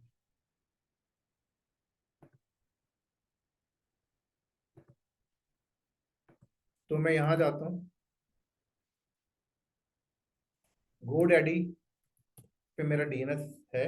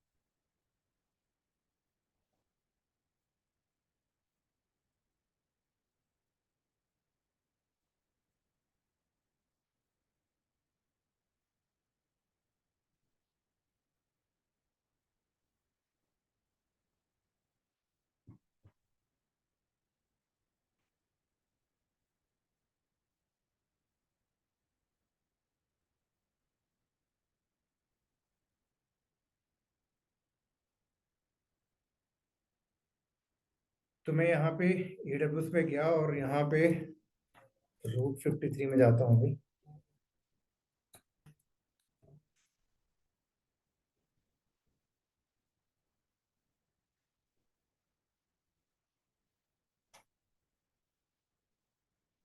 Create hosted zone.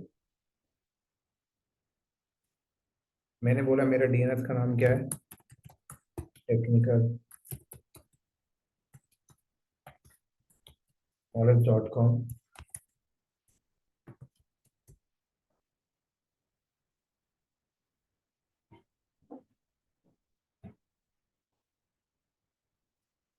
ये कुछ नेम सर्वर्स हैं जो अपडेट कर रहा हूँ अभी, सिर्फ देखते जाओ। जब डीएनएस पढ़ाऊंगा ना तो सब ये बता दूंगा ये सब क्या करता है। अभी जस्ट ट्रैफिक का फ्लो समझने की कोशिश करो।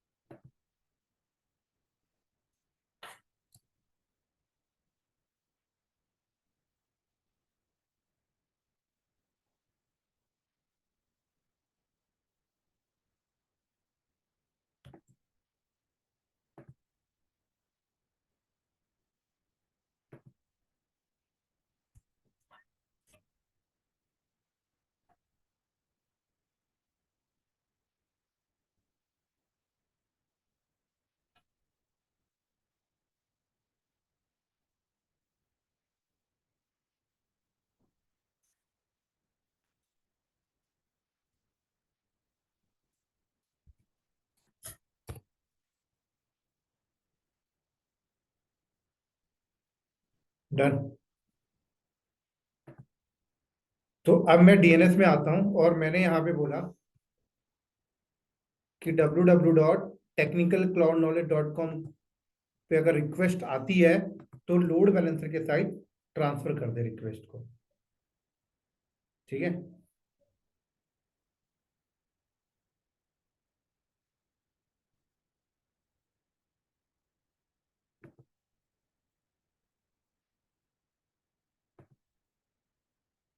लोड बैलेंसर के साइड ट्रांसफर कर दे। डन। तो आपने डायग्राम में आओ तो आपने अब क्या किया, डीएनएस भी लगा लिया और डीएनएस भी लगा दिया और डीएनएस से ये मैप भी कर दिया। लेकिन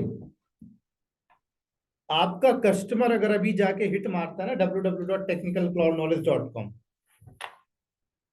तो उसे ना फ्लो ही नहीं मिल पाएगा, क्योंकि गेट तो है लेकिन ये दोनों पॉइंट ही नहीं है, ये लोड बैलेंसर इधर पॉइंट ही नहीं है अभी। समझ आ रही मेरी बात यहाँ पे? तो अब मुझे क्या करना पड़ेगा, ये दोनों सबमिट को मैं इस तरफ पॉइंट करूंगा पहले। तो मैं वापस से वीपीसी में चलता हूं,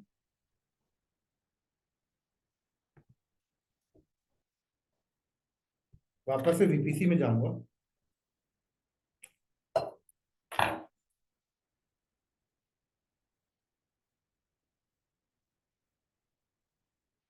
और रूट टेबल में जाऊंगा पहले, राउटर लूंगा इनसे, और राउटर का नाम यहाँ पे मैंने रख दिया पब्लिक, नाम है कुछ भी रख सकते हो, पब्लिक हाइफन आरटी। कौन सी वीपीसी में बनाऊंगा ये बताना होगा मुझे।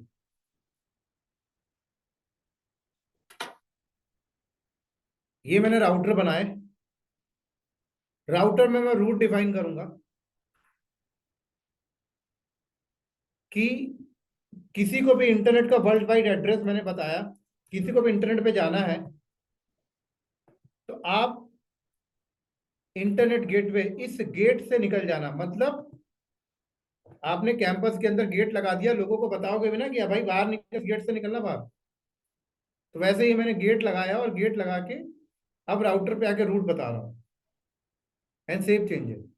लेकिन किस किस को निकलना है वो यहां बताओगे, क्योंकि वीपीसी के अंदर तो 5 सबनेट है, किसको बाहर निकालना है।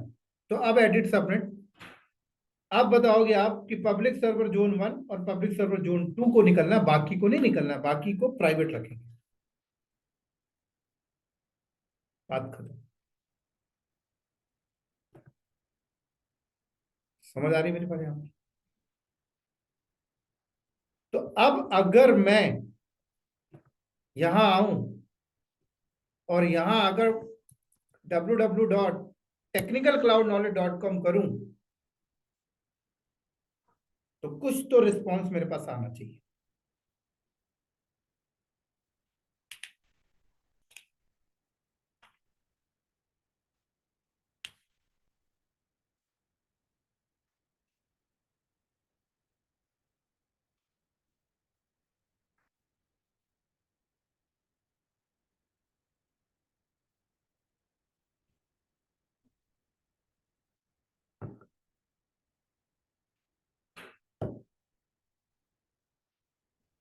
एक बार मैं चेक कर लेता हूं इनके आगे, लोड बैलेंसर के आगे फायरवॉल जो वगैरह है, सिक्योरिटी ग्रुप, वो तो रिस्ट्रिक्ट नहीं कर रहा है, वो देख लेता हूं।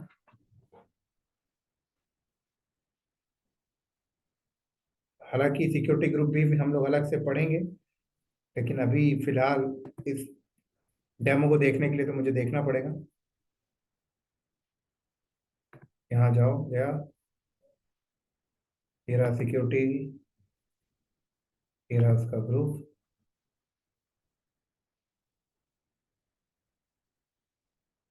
बिल्कुल 80 वाला पोर्ट तो खुला ही नहीं है, तो बिल्कुल ही डिस्टर्ब करेगा अभी।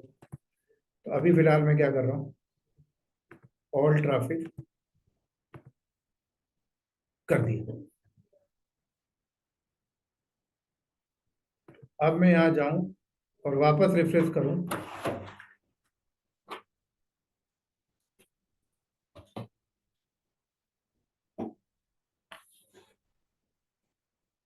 अब मुझे 504 गेटवे टाइम आउट, तो जो बंदे कंपनी में काम करते हैं उनको पता चल गया वो ये एरर कब आता है।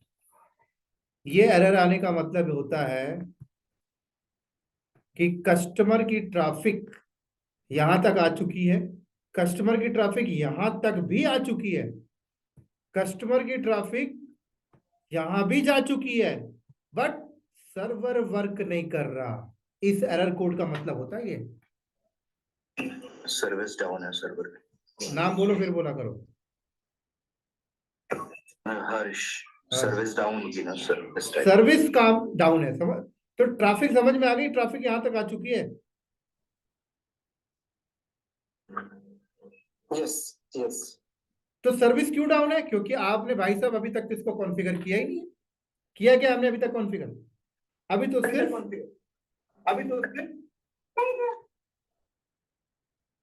म्यूट करो।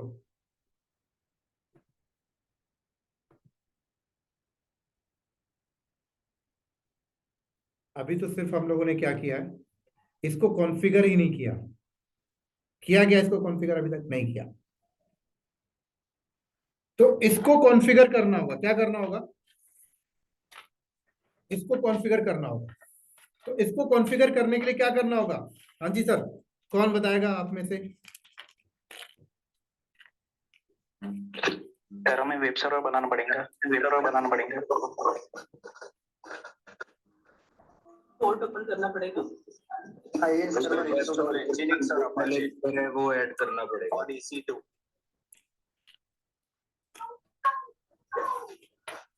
क्योंकि हमने वेब सर्वर का लोड बैलेंसर तो ऐड ही कर दिया। म्यूट करो सब लोग। हमें ये वेब सर्वर तैयार करना होगा, लेकिन इस वेब सर्वर को तैयार कैसे करोगे? ये सर्वर सर म्यूट करो। Nginx वगैरह इंस्टॉल करके। अरे भाई म्यूट करने के लिए बोला है।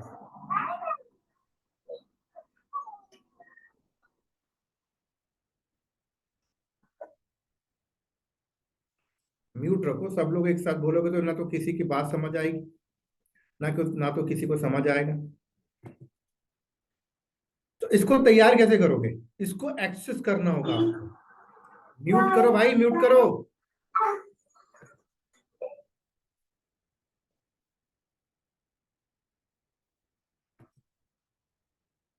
तो इस सर्वर को एक्सेस कैसे करोगे? इस सर्वर को एक्सेस करने के लिए आपको AWS का अकाउंट आईडी पासवर्ड पता होना चाहिए, ठीक है?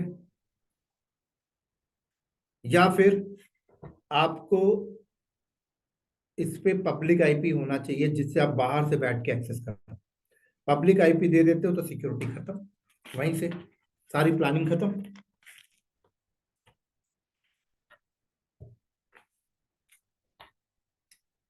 या फिर आपके पास VPN सर्वर होना चाहिए जिससे कि आप अपने लैपटॉप से बैठ के इसकी प्राइवेट आईपी को हिट कर पाओ। क्यों? या पे आपके पास जम सर्वर होना चाहिए। अगर किसी के दिमाग में क्वेश्चन आया हो क्या लोड बैलेंसर तो यहां तक भेज रहा है, क्या लोड बैलेंसर के थ्रू जा सकते हैं? तो नहीं जा सकते, क्योंकि लोड बैलेंसर में आपने सिर्फ 80.443 8080 पोर्ट ही इनेबल किया है। कई बार ऐसा होता है कि आपके लोड बैलेंसर के अंदर पोर्ट का ऑप्शन अगर है, आपके लोड बैलेंसर में अगर पोर्ट फॉरवर्डिंग का ऑप्शन है तो आप फॉरवर्डिंग लगा सकते हो। तो क्या करेगा कि आपने SSH लोड बैलेंसर को कर रहे हो और इस पे 22 पोर्ट पे फॉरवर्ड कर देगा। पर ये तरीका भी सही नहीं है। VPN ले सकते हैं या फिर आप VPN ले लो, या फिर आप जंप सर्वर ले लो। तो मैं एक काम करता हूं, यहाँ पे जंप सर्वर क्रिएट करूंगा और जंप सर्वर आपका पब्लिक सबनेट में होना चाहिए। तो बाहर से बैठ सर इन सब में से बेस्ट कौन सा रहता है वैसे? वे बता दूंगा, क्वेश्चन बाद में पूछना, पहले ये बोलने दो। तो यहाँ पे आप क्या करो, मैं अभी यहाँ पे क्या करूंगा, जंप सर्वर दूंगा और जंप सर्वर के बाद जंप सर्वर को पब्लिक आईपी दूंगा और बाहर से बैठ के मैं जंप सर्वर को हिट करूंगा और यहां से फिर यहां पे स्विच करूंगा, जिससे कि मैं इसके अंदर अपनी वेब सर्विस कॉन्फ़िगर कर पाऊं। ठीक है, इन सब में बेस्ट होता है वीपीएन।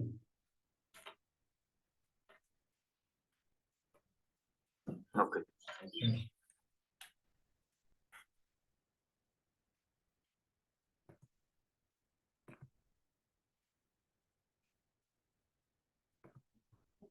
फिर मैं जाता हूँ इश्यू 2 में।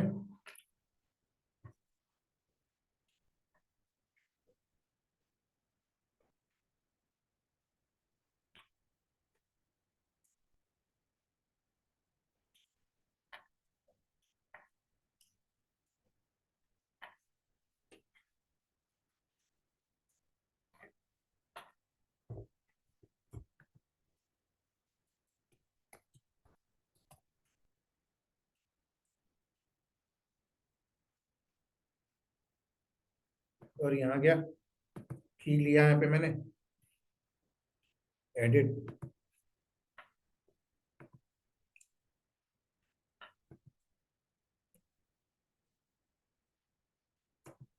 किसी भी जोन में बना लो, सब में पब्लिक होने चाहिए बस। इसको पब्लिक आईपी दे रहा हूं मैं।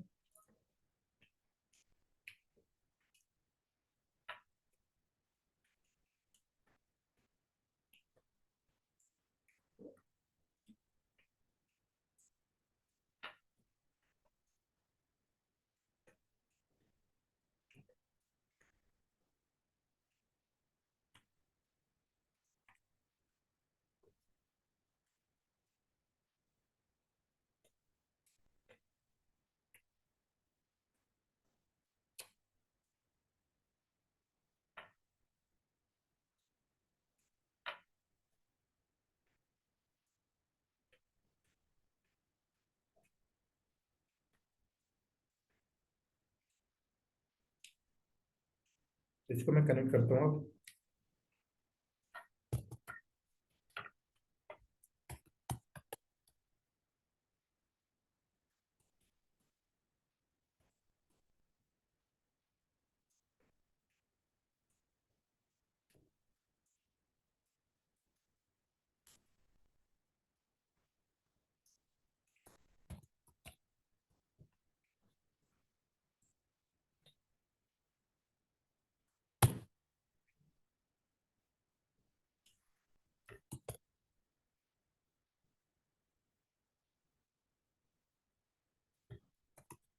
ठीक है, अब मैं वेब सर्वर तक पहुंचता हूँ। तो वेब सर्वर की प्राइवेट आईपी निकालो।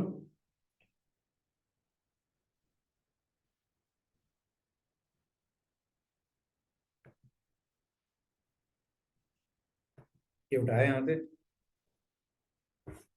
SSH।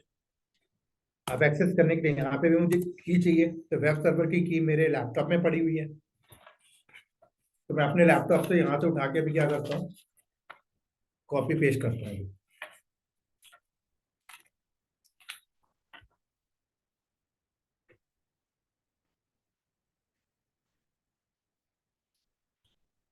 तो यहाँ से उठा के मैं कॉपी करता हूँ अभी।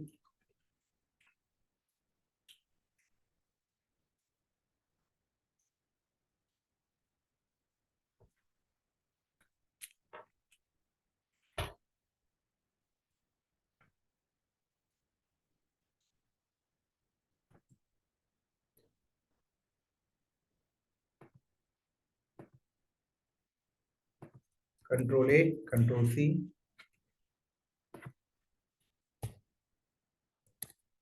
VIM, क्या नाम था की के फाइल का, वही नाम दे देता हूँ, R infra -key .pam, यही था ना। पेस्ट, और उसके बाद chmod 600 की परमिशन दे देता हूँ। उसके बाद SSH -i EC2-user।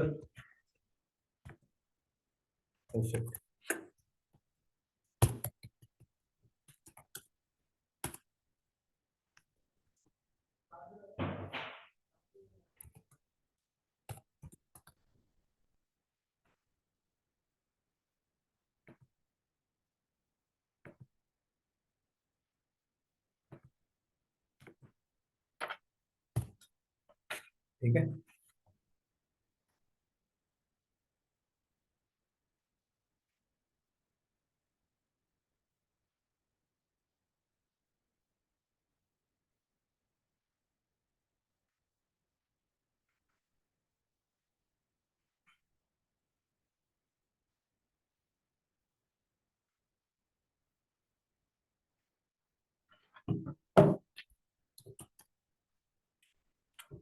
तो अब देखो मैं वेब सर्वर पर पहुंच चुका हूं।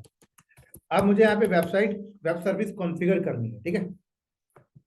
तो कॉन्फ़िगर करने के लिए कुछ चीजें मुझे पैच अपडेट करने पड़ेंगे, बहुत सारी चीजों की नीड पड़ेगी। मतलब इसे भी इंटरनेट चाहिए। क्या चाहिए? इसे भी इंटरनेट चाहिए। तो इसे इंटरनेट कैसे दूंगा?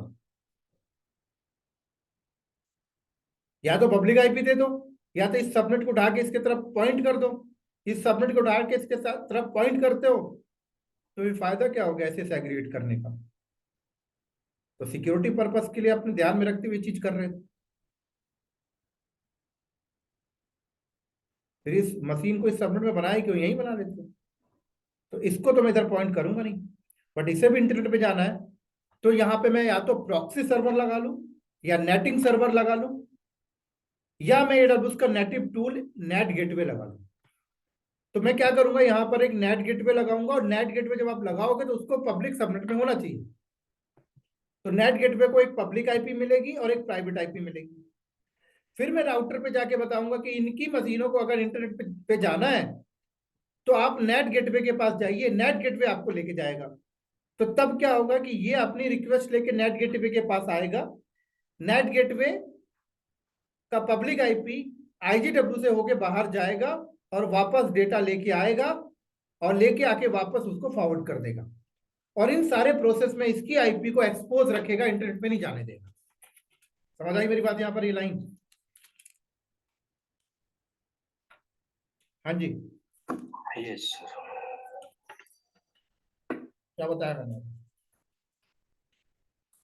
सर नेट गेटवे एक गार्ड की तरह काम कर रहा है हमारे। हाँ एग्जैक्टली जो भी हमारी रिक्वेस्ट आएंगी, बट हमारा अंदर का जो भी है वो एक्सपोज नहीं होने देगा, बट बाहर से कनेक्शन कर रखेगा।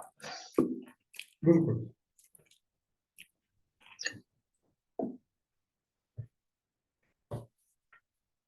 तो ये वाला काम भी कर लेते हैं लगे हाथ, क्योंकि अभी तो हमारा प्रोजेक्ट बन रहा है।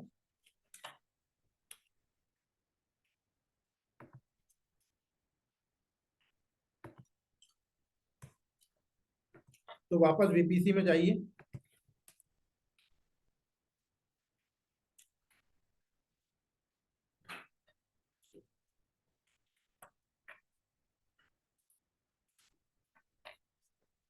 ये रहा net gateway.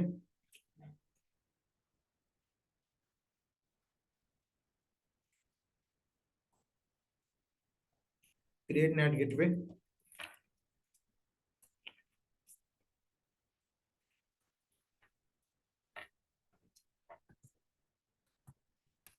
Are infra hyphen project.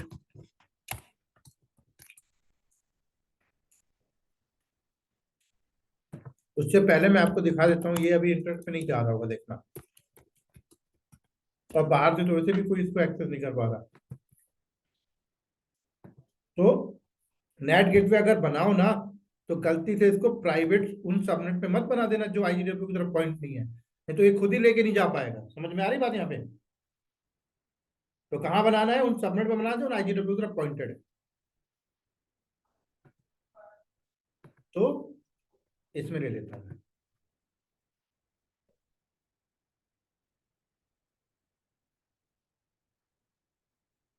और इसको एक पब्लिक आईपी भी देनी होगी मुझे, एनक्रिप्ट नेट।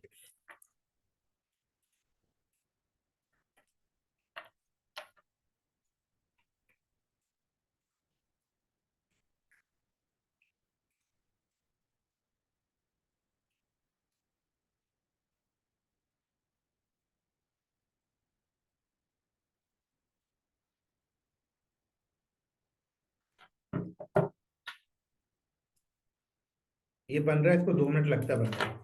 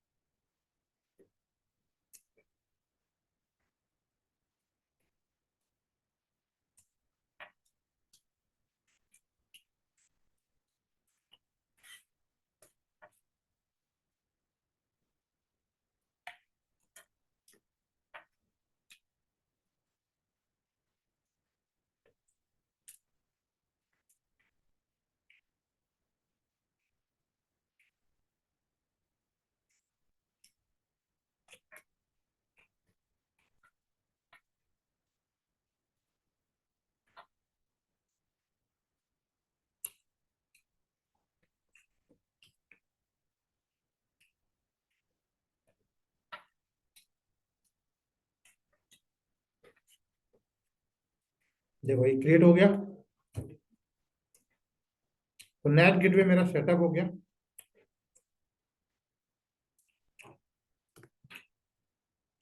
इसको एक प्राइवेट आईपी और एक पब्लिक आईपी मिली है। तो अब मुझे क्या करना पड़ेगा, डायग्राम के अकॉर्डिंग एक और राउटर लेना पड़ेगा, और राउटर में बताना पड़ेगा कि इसे इंटरनेट पे जाना है तो ये नेट गेटवे के पास है। तो एक और राउटर मुझे लेना पड़ेगा अलग से। तो एक और राउटर हम लोग यहाँ पे लेते हैं।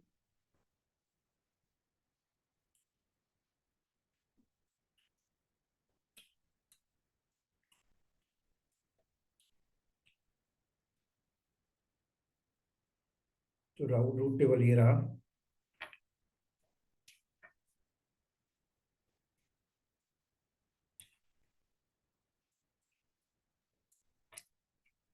इसका नाम मैं देता हूँ प्राइवेट -RT।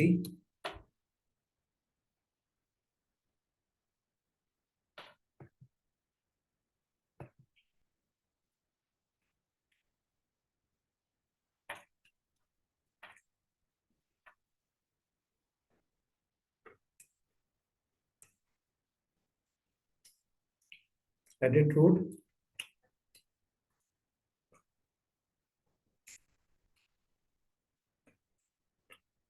इसको भी जाना है इंटरनेट पे।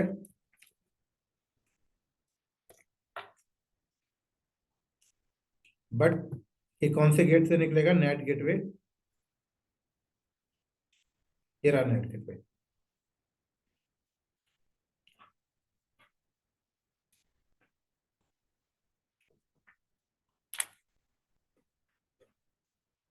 आप बताओ किस चीज को बाहर निकालना है नेट गेटवे से। तो edit public server zone 1 and public server zone 2। Sorry sorry, इसको तो डायरेक्ट IGW से निकालते ना, इससे निकालना है, इनको निकालना है। म्यूट करो, म्यूट। तो जैसे ही मैंने ये किया, इंटरनेट देखो चल गया। ठीक है। अब मैंने बोला ठीक है भाई, इसमें कॉन्फ़िगरेशन करते हैं, चलो। तो मैंने यहाँ पे क्या किया, यम इंस्टॉल, ये देखो।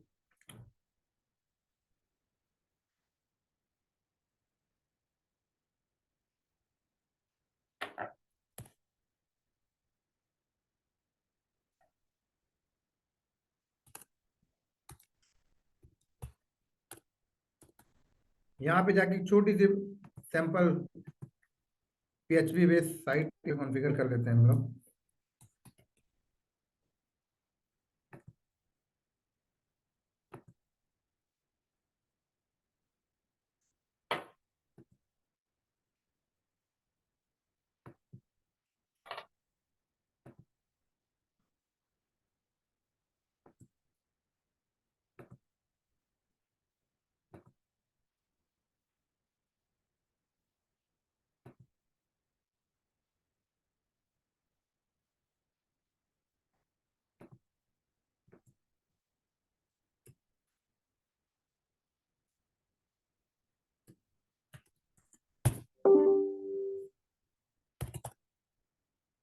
इसको अनजिप करता हूँ।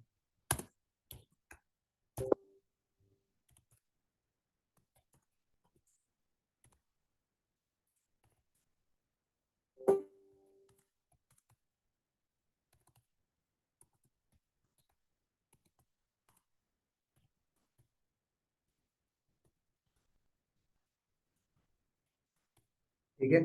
और एक बार चेक करें तो इस इंस्टेंस में कोई सिक्योरिटी ग्रुप तो नहीं रोक रहा है, तो बिल्कुल रोक रहा है, देखो। नहीं, ऑल ट्रैफिक तो है।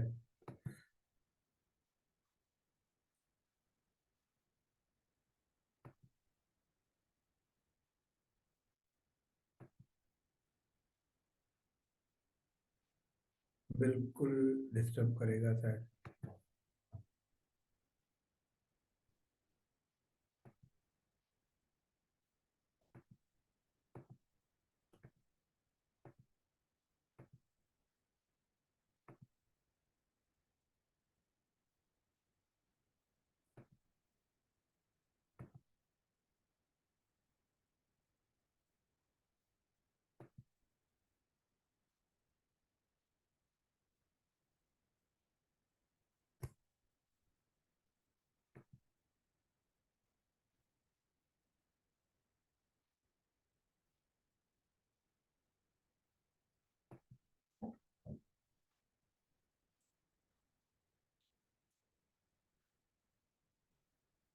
अभी अनहेल्दी दिखा रहा है, हेल्दी हो जाएगा अभी,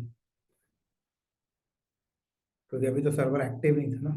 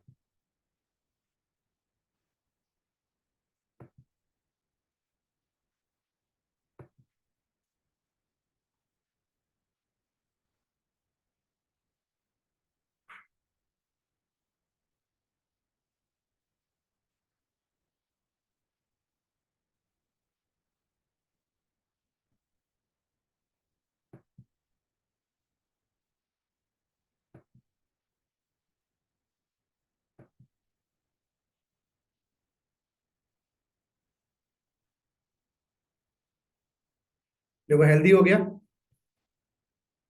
अब मैं यहाँ पर आता हूँ, क्या हुआ देखो, चल गया। मैं आप सबको चैट में भेज रहा हूँ, आप सब लोग अपने अपने सिस्टम से ओपन करो।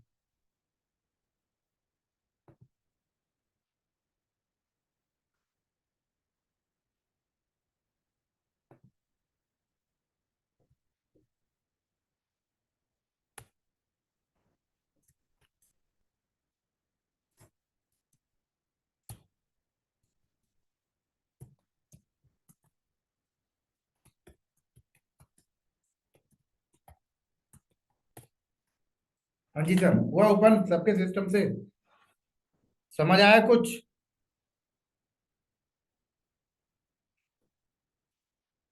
होगा सर। क्या समझ आया अभी तक? 3 घंटे, 3.5 घंटे में क्या समझ आया आपको, आप सबको?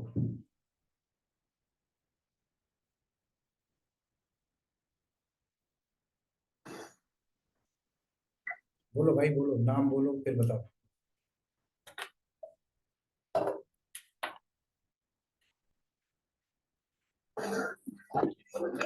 अमित कुमार। बोलो। सबसे पहले कि हम बीपीसी कैसे क्रिएट करते हैं, फिर वो सबनेट कैसे क्रिएशन होता है, उसके बाद जब सबनेट हमारे बन जाते हैं तो उसके बाद हमारा जो एंट्री गेटवे होता है जिसके होता है, और एंट्री गेटवे से मैपिंग कैसे कराते हैं, मतलब इंटीग्रेशन कैसे करते हैं बीपीसी एलपी का। DNS पे entry, how we make the DNS entry of our LP, and उसके बाद राउट्स वगैरह के थ्रू हम कैसे ट्रैफिक डाइवर्ट करते हैं फ्रॉम आवर LP एंड।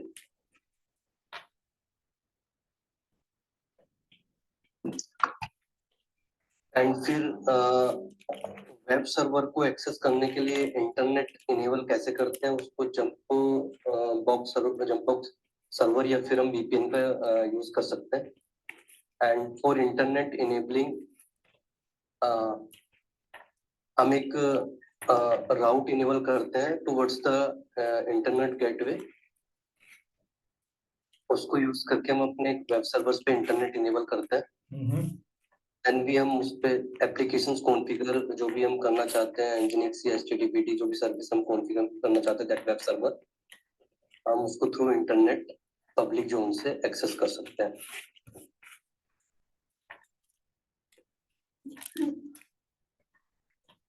यार सबको यहाँ तक एक बार कंफर्म करो।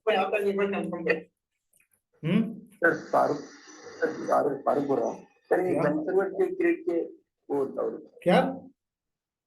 गन सर्वर क्रिएट किया ना सर मतलब, हाँ हाँ, तो किस लिए क्रिएट किया बताओ सर। आप वेब सर्वर में कॉन्फ़िगरेशन करने कैसे जाते हैं? सब तो प्राइवेट रखा हुआ network.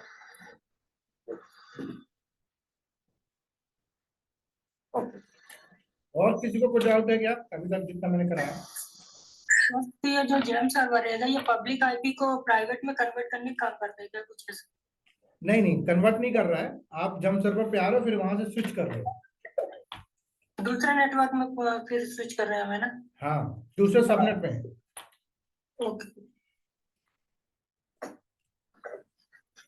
Sir Tayyab here. Sir I have one question, मतलब मुझे खाली एक ही चीज पूछनी थी। When we are segregating the web application on DB servers, okay, so in सब these are all the part of the same VPC, okay. अभी इसके अंदर जैसे for example from jump server हम लोगों ने यूजिंग द SSH की, okay, we move to the web server, okay. तो इंटरनली भी हम लोग using the to add more security हम लोग between the web servers, between the application web server और डीबी सर्वर हम लोग रेस्ट्रिक्शन अप्लाई कर सकते हैं, बिल्कुल कर करेक्ट? और सकते हैं, बाय बिल्कुल डिफॉल्ट बिल्कुल कर सकते हैं, बिल्कुल कर सकते हैं। बिकॉज जंप सर्वर में भी मतलब जंप सर्वर के थ्रू सब कुछ एक्सेस होना चाहिए, but in one VPC by default जितने भी प्राइवेट नेटवर्क रहेंगे बाय डिफॉल्ट सबके पोर्ट्स ओपन ही रहेंगे। वो भी मैं SSH बताऊंगा, के। वो भी मैं बताऊंगा जब फायरवॉल पढ़ाऊंगा। ओके, सब कर सकते हो। Hello sir. हेलो। और सर जो वीपीसी पेयरिंग का जो आपने बताया था ना, इसके अंदर के फॉर एग्जांपल मल्टीपल वीपीसी हम लोग क्रिएट करेंगे, सो उनका भी communication that you will cover, correct? Right, उनका भी communication.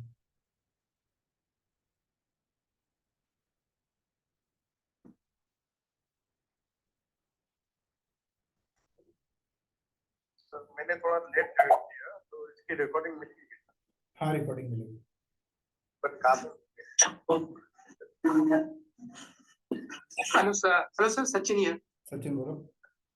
Yeah, so like we are going to reproduce this, right? So anything like we got stuck, we can call it, or we are going to have like on next week you are going to like we will like replicate this with you. How it is like हमको ये week में ही finish करना है ये activities and next class में नया topic होगा, या फिर we are going to reproduce this scenario like with the in the class? करना है आपको, खत्म करना है इस वीक में।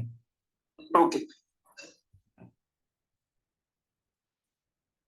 तो अभी अगर मैं आपको थोड़ा सा और आगे लेके जाऊं तो यहाँ पर आप देखो नॉट सिक्योर, आपकी वेबसाइट सिक्योर नहीं है। यस। अगर मैं HTTPS लगा दूं तो ये बंद हो जाएगा प्रोग्राम। अब म्यूट करो सब लोग। HTTPS लगा दूं नहीं चलेगा। तो HTTPS के लिए मुझे सर्टिफिकेट चाहिए, तो मुझे सर्टिफिकेट इंप्लीमेंट करना पड़ेगा अपने लोड बैलेंसर के साथ। देखो एरर दे दिया इसने, तो मुझे अपने लोड बैलेंसर के साथ सर्टिफिकेट इंप्लीमेंट करना पड़ेगा। सर्टिफिकेट के लिए मुझे कहाँ जाना पड़ेगा? सर्टिफिकेट मैनेजर एक सर्विस होती है, यहाँ जाना पड़ेगा आपको और सर्टिफिकेट लेनी पड़ेगी मुझे। आपके पास कोई अपना है पहले से तो वो भी लगा सकते हो आप। तो मैंने रिक्वेस्ट सर्टिफिकेट किया, मैंने यहाँ पर कह रहा है पब्लिक सर्टिफिकेट चाहिए। यस, पब्लिक सर्टिफिकेट मुझे यहाँ पर चाहिए।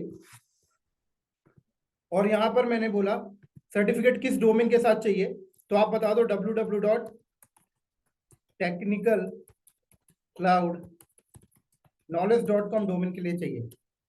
अगर मुझे, मैंने बोला कि मुझे यहाँ पर अगर मैंने स्टार्स एट्रिक्स डॉट लगा दिया, इसका मतलब क्या है कि वो डॉट के पहले जो भी हो सबके साथ सपोर्ट करेगा।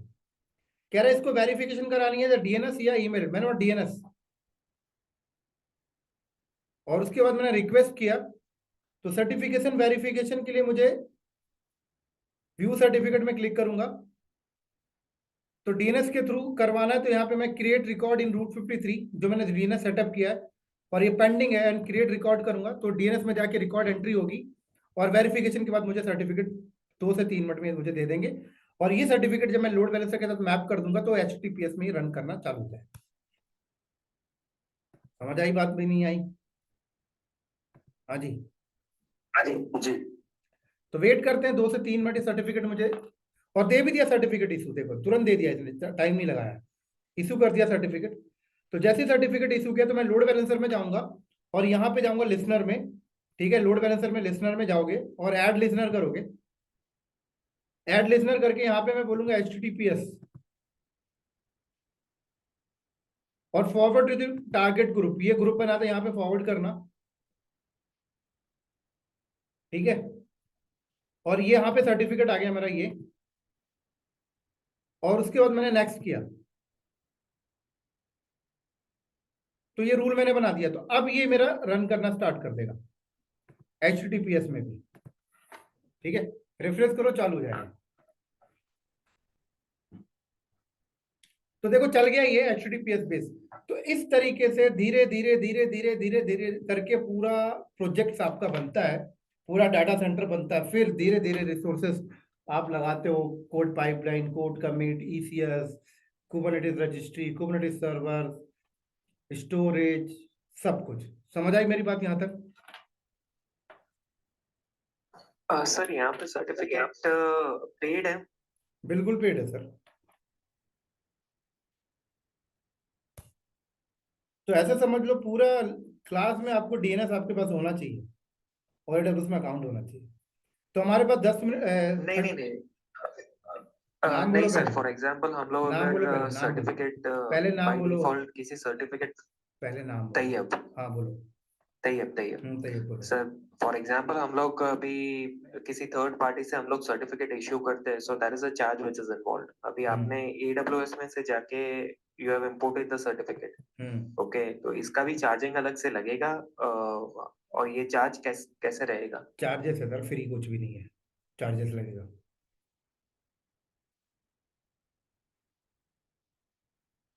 चार्जेस लगेगा तैयब। Okay sir. 30 मिनट हमारे पास है, क्वेश्चन पूछ सकते हो जिसका जो डाउट है अभी तक की क्लास में। और ये पूरी प्रैक्टिकल आप लोग नेक्स्ट सैटरडे जब आओगे तो करके आओगे। So second year, like जो भी हमने जितना सारा किया है, like डिजाइनिंग VPC एंड जो रिक्वायर्ड सर्विसेज, उसमें कुछ भी चार्ज नहीं ना एक्सेप्ट सर्टिफिकेट? नहीं, चार्जेस है सर। मैंने नेट गेटवे लगाया उसका पैसा लगेगा, इंस्टेंस लॉन्च किया उसका पैसा लगेगा, नेट गेटवे में जो पब्लिक IP लिया उसका पैसा लगेगा पैसा। ओके, बट मैं डिलीट कर दूंगा। ओके, अभी हम प्रैक्टिस करेंगे तो लाइक इतना बिल नहीं आएगा सर, 100-150 रुपए का प्रैक्टिकल हुआ है अभी तक जो। Okay okay.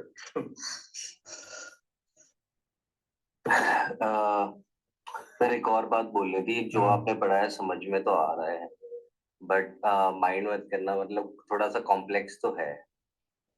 तो बिना देखो, जो मोटा पैकेज ना कॉम्प्लेक्स चीजों में ही मिलता है, आसान तो कोई भी कर लेता है। नहीं, आपकी बात ठीक है, मतलब इसमें कैसे हम एक हफ्ते में मतलब कैसे करें अपना मैनेज, आप थोड़ा सजेस्ट करो। एक हफ्ते में कैसे मैनेज करो? पिक्चर समझ आ गया, क्लास समझ आ गई? हाँ हाँ हाँ हाँ, तो कोई दिक्कत नहीं है। आज क्लास का एजेंडा ही समझना, नहीं भी करोगे प्रैक्टिकल नहीं भी करोगे ना, कोई दिक्कत नहीं है, क्योंकि मैंने कोई स्पेसिफिक टॉपिक पे तो आपको बताया नहीं है। ओवरऑल एक ट्रेलर ही दिया है कि मैंने जो बताया कि 3 घंटे की मूवी में 2 मिनट का ट्रेलर से पता लग जाता है कि पिक्चर क्या होने वाला है। तो वही समझ लो कि एक्चुअल में आप सीखने क्या वाले हो, ये चीज मैं सिखाना चाहता था आज की क्लास में। अभी तो हमारी चीज को डेडिकेट लेके बैठेंगे तो लंबा जाने वाला है। नहीं भी करोगे लैब तो कोई दिक्कत नहीं है, अभी बस समझ जाओ कि हुआ क्या है। बस समझ जाओ कि हुआ क्या है। सर लैब तो कर लेंगे, बट आज मिल जाएगी? हाँ, रिकॉर्डिंग मिल जाएगी आज। ठीक है सर। और क्या बोल रहे थे आप? माइंडिंग करना पूरा खोल के। क्या बोल रहे थे सर? मैं यही बोल रहा था कि बस थोड़ा सा कॉम्प्लेक्स है, जो भी चीजें आपने बताई, थोड़ा सा मतलब लाइक टाइम तो लगेगा थोड़ा सा ना ग्रैब करने में, थोड़ा बिठाने में। बिल्कुल। और बताओ, और किसी को कोई डाउट है? सर मेरा डाउट है, एक एक करके। अमित कुमार, अमित कुमार सर, मेरा एक डाउट है कि फॉर सर्विस मतलब प्रैक्टिस पर्पज से हमें जो डीएनएस वो कराना पड़ेगा, एक अपना डीएनएस हमें रजिस्टर कराना पड़ेगा फॉर टेस्टिंग पर्पज। बिल्कुल कराना तो पड़ेगा। वो है ना, तो उसका भी चार्जेस एक तरह से GoDaddy वगैरह से पे कराते हैं तो कितना वहाँ पे लेगा? भी 300-400 रुपए में पूरे साल के लिए डीएनएस रजिस्टर्ड हो जाता है। अच्छा ठीक। और किसी का डाउट है? And sir one more thing Harsh this side, better क्या रहेगा आपकी जो लैब की रिकॉर्डिंग है वो हम मल्टीपल टाइम्स देखें या फिर उसे लैब के तौर पे मतलब प्रैक्टिकल करें ज्यादा? बेटर रहेगा कि रिकॉर्डिंग अपने मोबाइल पे देखें और साइड बाय साइड लैब करते जाएं। ओके ठीक है। हेलो सर, मोनिश है। सर आपने ये जो इनपुट किया था सर्टिफिकेट, तो पहले GoDaddy में आपने परचेज किया था? पहले मैंने GoDaddy में इनपुट किया? खरीद रखा है मैंने पहले से। ओके, उसके बाद यहाँ पे इनपुट किया था ECM से। बाकी आप एक चीज है, अब मैंने GoDaddy में क्या काम किया, AWS में क्या काम किया, इस पे कुछ भी माइंड मत करो अभी। मैं जब डीएनएस के टॉपिक में आऊंगा तो एक एक स्टेप्स बताऊंगा कि कैसे करा। Okay okay okay sir. और सर ये जो राउट 53 में हम जब जोन होस्ट करते तो उसका कुछ कॉस्ट लगता है क्या? बिल्कुल कॉस्ट लगता है, बिल्कुल कॉस्ट लगता है। अभी मैं अभी आपके क्लास के बाद मैं सब कुछ डिलीट करूंगा, पता है, मैं ऐसे रखूंगा नहीं क्योंकि बहुत लंबा कॉस्ट बनेगा मेरा। ओके ओके ठीक है, thank you. So Sanjay, Gaurav here. जैसे आपने बताया कि अभी आपने कहा कि क्लास के बाद आप ये जो भी चीजें हमने क्रिएट किया इसको आप डिलीट करेंगे।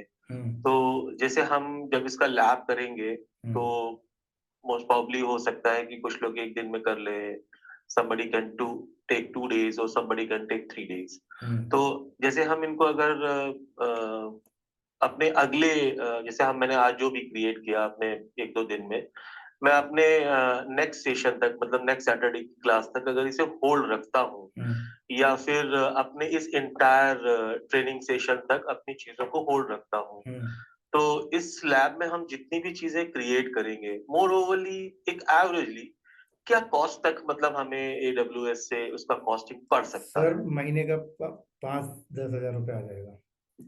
ओके। तो मतलब हम अपने लैब के बाद मतलब मैं चाहूंगा कि हम महंगा पड़ जाएगा सर, मतलब नहीं मैं वो समझ गया। तो जस्ट एक रिकमेंडेशन कि जैसे हम किन चीजों को होल्ड करके रखें कि बेयर मिनिमम हो। पहले वाला जमाना चला गया कि AWS वाले अकाउंट माफ कर देते थे, अब तुरंत 3 महीने का बिल पे नहीं करोगे अकाउंट ब्लॉक, फिर वही ये दूसरा अकाउंट बनाना पड़ेगा। और आजकल तो ऐसा आर्टिफिशियल इंटेलिजेंस लगा दिया कि तीसरा अकाउंट बना तो रहे हो लेकिन अगर वो सेम क्रेडिट कार्ड है तो बनाने नहीं देंगे, सेम ईमेल आईडी मैच करके बनाने नहीं देंगे। और इतना तो ये छोड़ो, आपने अगर किसी दोस्त की AWS अकाउंट ले लिया और वहां पे आपने वही नेमिंग कन्वेंस यूज कर लिया जो नेमिंग कन्वेंस आपने पहले कभी अकाउंट बनाया था, और वहां पे आपने लोड बैलेंसर का नाम है टेक्निकल क्लाउड नॉलेज दिया था और उसने आपका अकाउंट ब्लॉक कर दिया था और आप दोस्त के अकाउंट पे बना रहे हो और वहां पे naming convention technical cloud knowledge दे दिया, वो आर्टिफिशियल इंटेलिजेंस जज कर लेता है भाई ये वही बंदा है जो पेमेंट नहीं देता, ब्लॉक कर देते हैं, फिर उसका अकाउंट भी ब्लॉक कर देते हैं। तो बेस्ट प्रैक्टिस है या तो आप रिसोर्सेज बनाएं और डिलीट कर दें, महीने का जो बिल आता है 200-300-400 रुपए उनको पे कर दिया करें, लॉन्ग टाइम तक चलाना है तो 1000 रुपए भी आ रहा है पे कर दे, बात खत्म। Okay okay got it got it.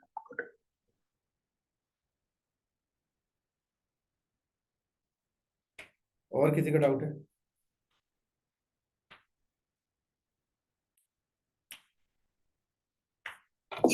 Sir थोड़ा लेट हो सकती है क्लास। लेट मतलब 8 की जगह 9 बजे स्टार्ट हो सकती है। सर 9 बजे नहीं कर सकते सर, क्योंकि 8 से 12 एक क्लास है, फिर 1 घंटे का मेरा ब्रेक है, फिर 1 बजे से कुबरनेटिस की क्लास है। अच्छा अच्छा। हेलो जी बोले। हेलो। हाँ अभी like we have joined for this DevOps class right, तो अभी आज आपने AWS किया, तो नेक्स्ट जो कुबरनेटिस सेशन का है तो वो इसी क्लास के लिए कि लाइक हमारे लिए अलग जो से बंदे डेवऑप्स में हो तो कुबरनेटिस पढ़ेंगे ही पढ़ेंगे, आपको 1 बजे आना तो 1 बजे भी आ जाओ, लेकिन आप पे डिपेंड होना चाहिए कि आप 8 घंटे पढ़ सकते हो नहीं पढ़ सकते। नहीं अभी तो इतना पॉसिबल नहीं है, तो कुबरनेटिस का लाइक आफ्टर AWS का तो बाद में ज्वाइन कर सकते हैं ना? बाद में ज्वाइन कर सकते। Okay okay thank you. Hello sir. Hello जी बोले राहुल। हाँ रोशन है।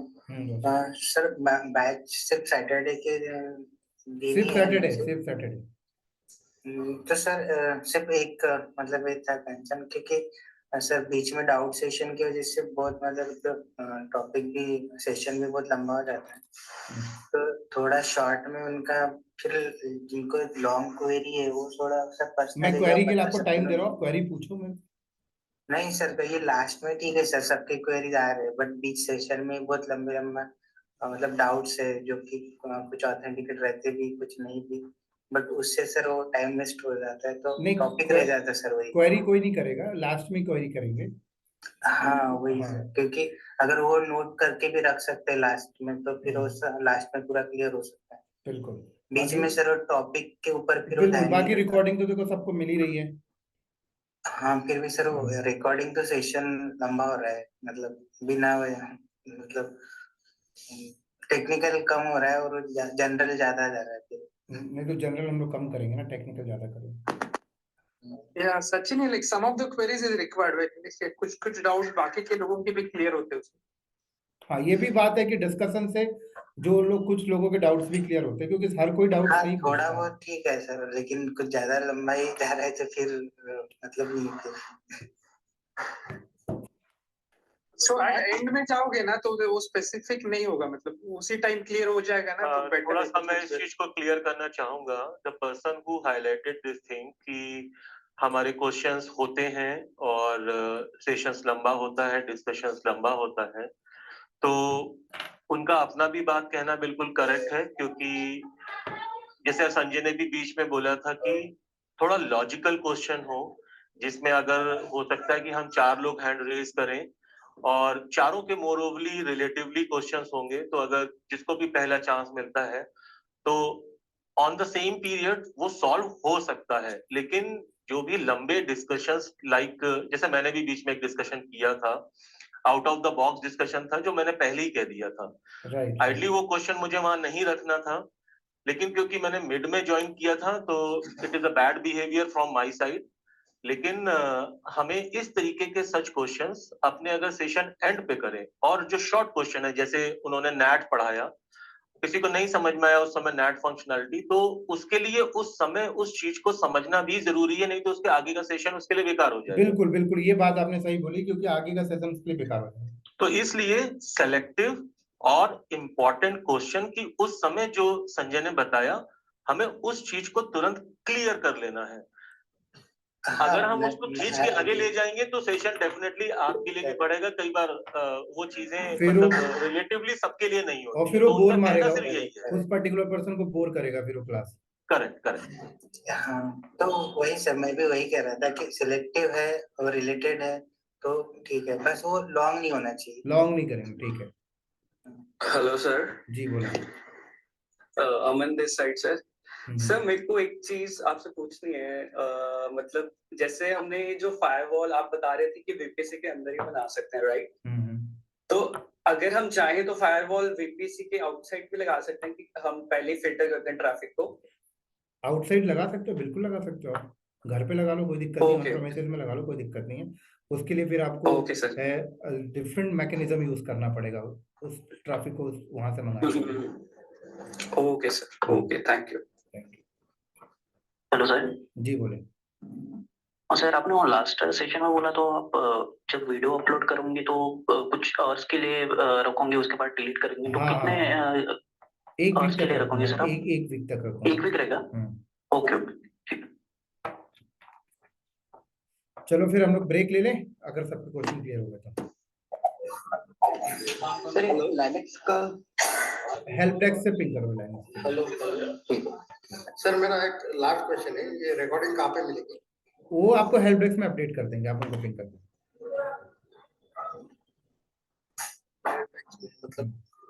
मतलब मुझे कॉल करना पड़ेगा? नहीं नहीं, पिंग कर देना, वो आपको खुद बता देंगे रिकॉर्डिंग अपलोड करके। रिकॉर्डिंग डाउनलोड करके रख सकते हैं? हाँ रख सकते हो। संजय थोड़ा सा हेल्प करिएगा जी। हेल्प डेस्क को कनेक्ट कैसे करेंगे? मेरे पास सिर्फ आपका नंबर है। 8595 okay 086419 8595 86419 86419। Thank you. Thank you. Sanjay sir जी बोले। सर किसान सर रिकॉर्डिंग देखने के बाद जैसे मुझे डाउट आता है तो मैं कल आपसे या मतलब वर्किंग डेज में आपसे कनेक्ट कर सकता हूँ? हाँ कर सकते हो। Okay thank you sir. Thank you. Sir कुछ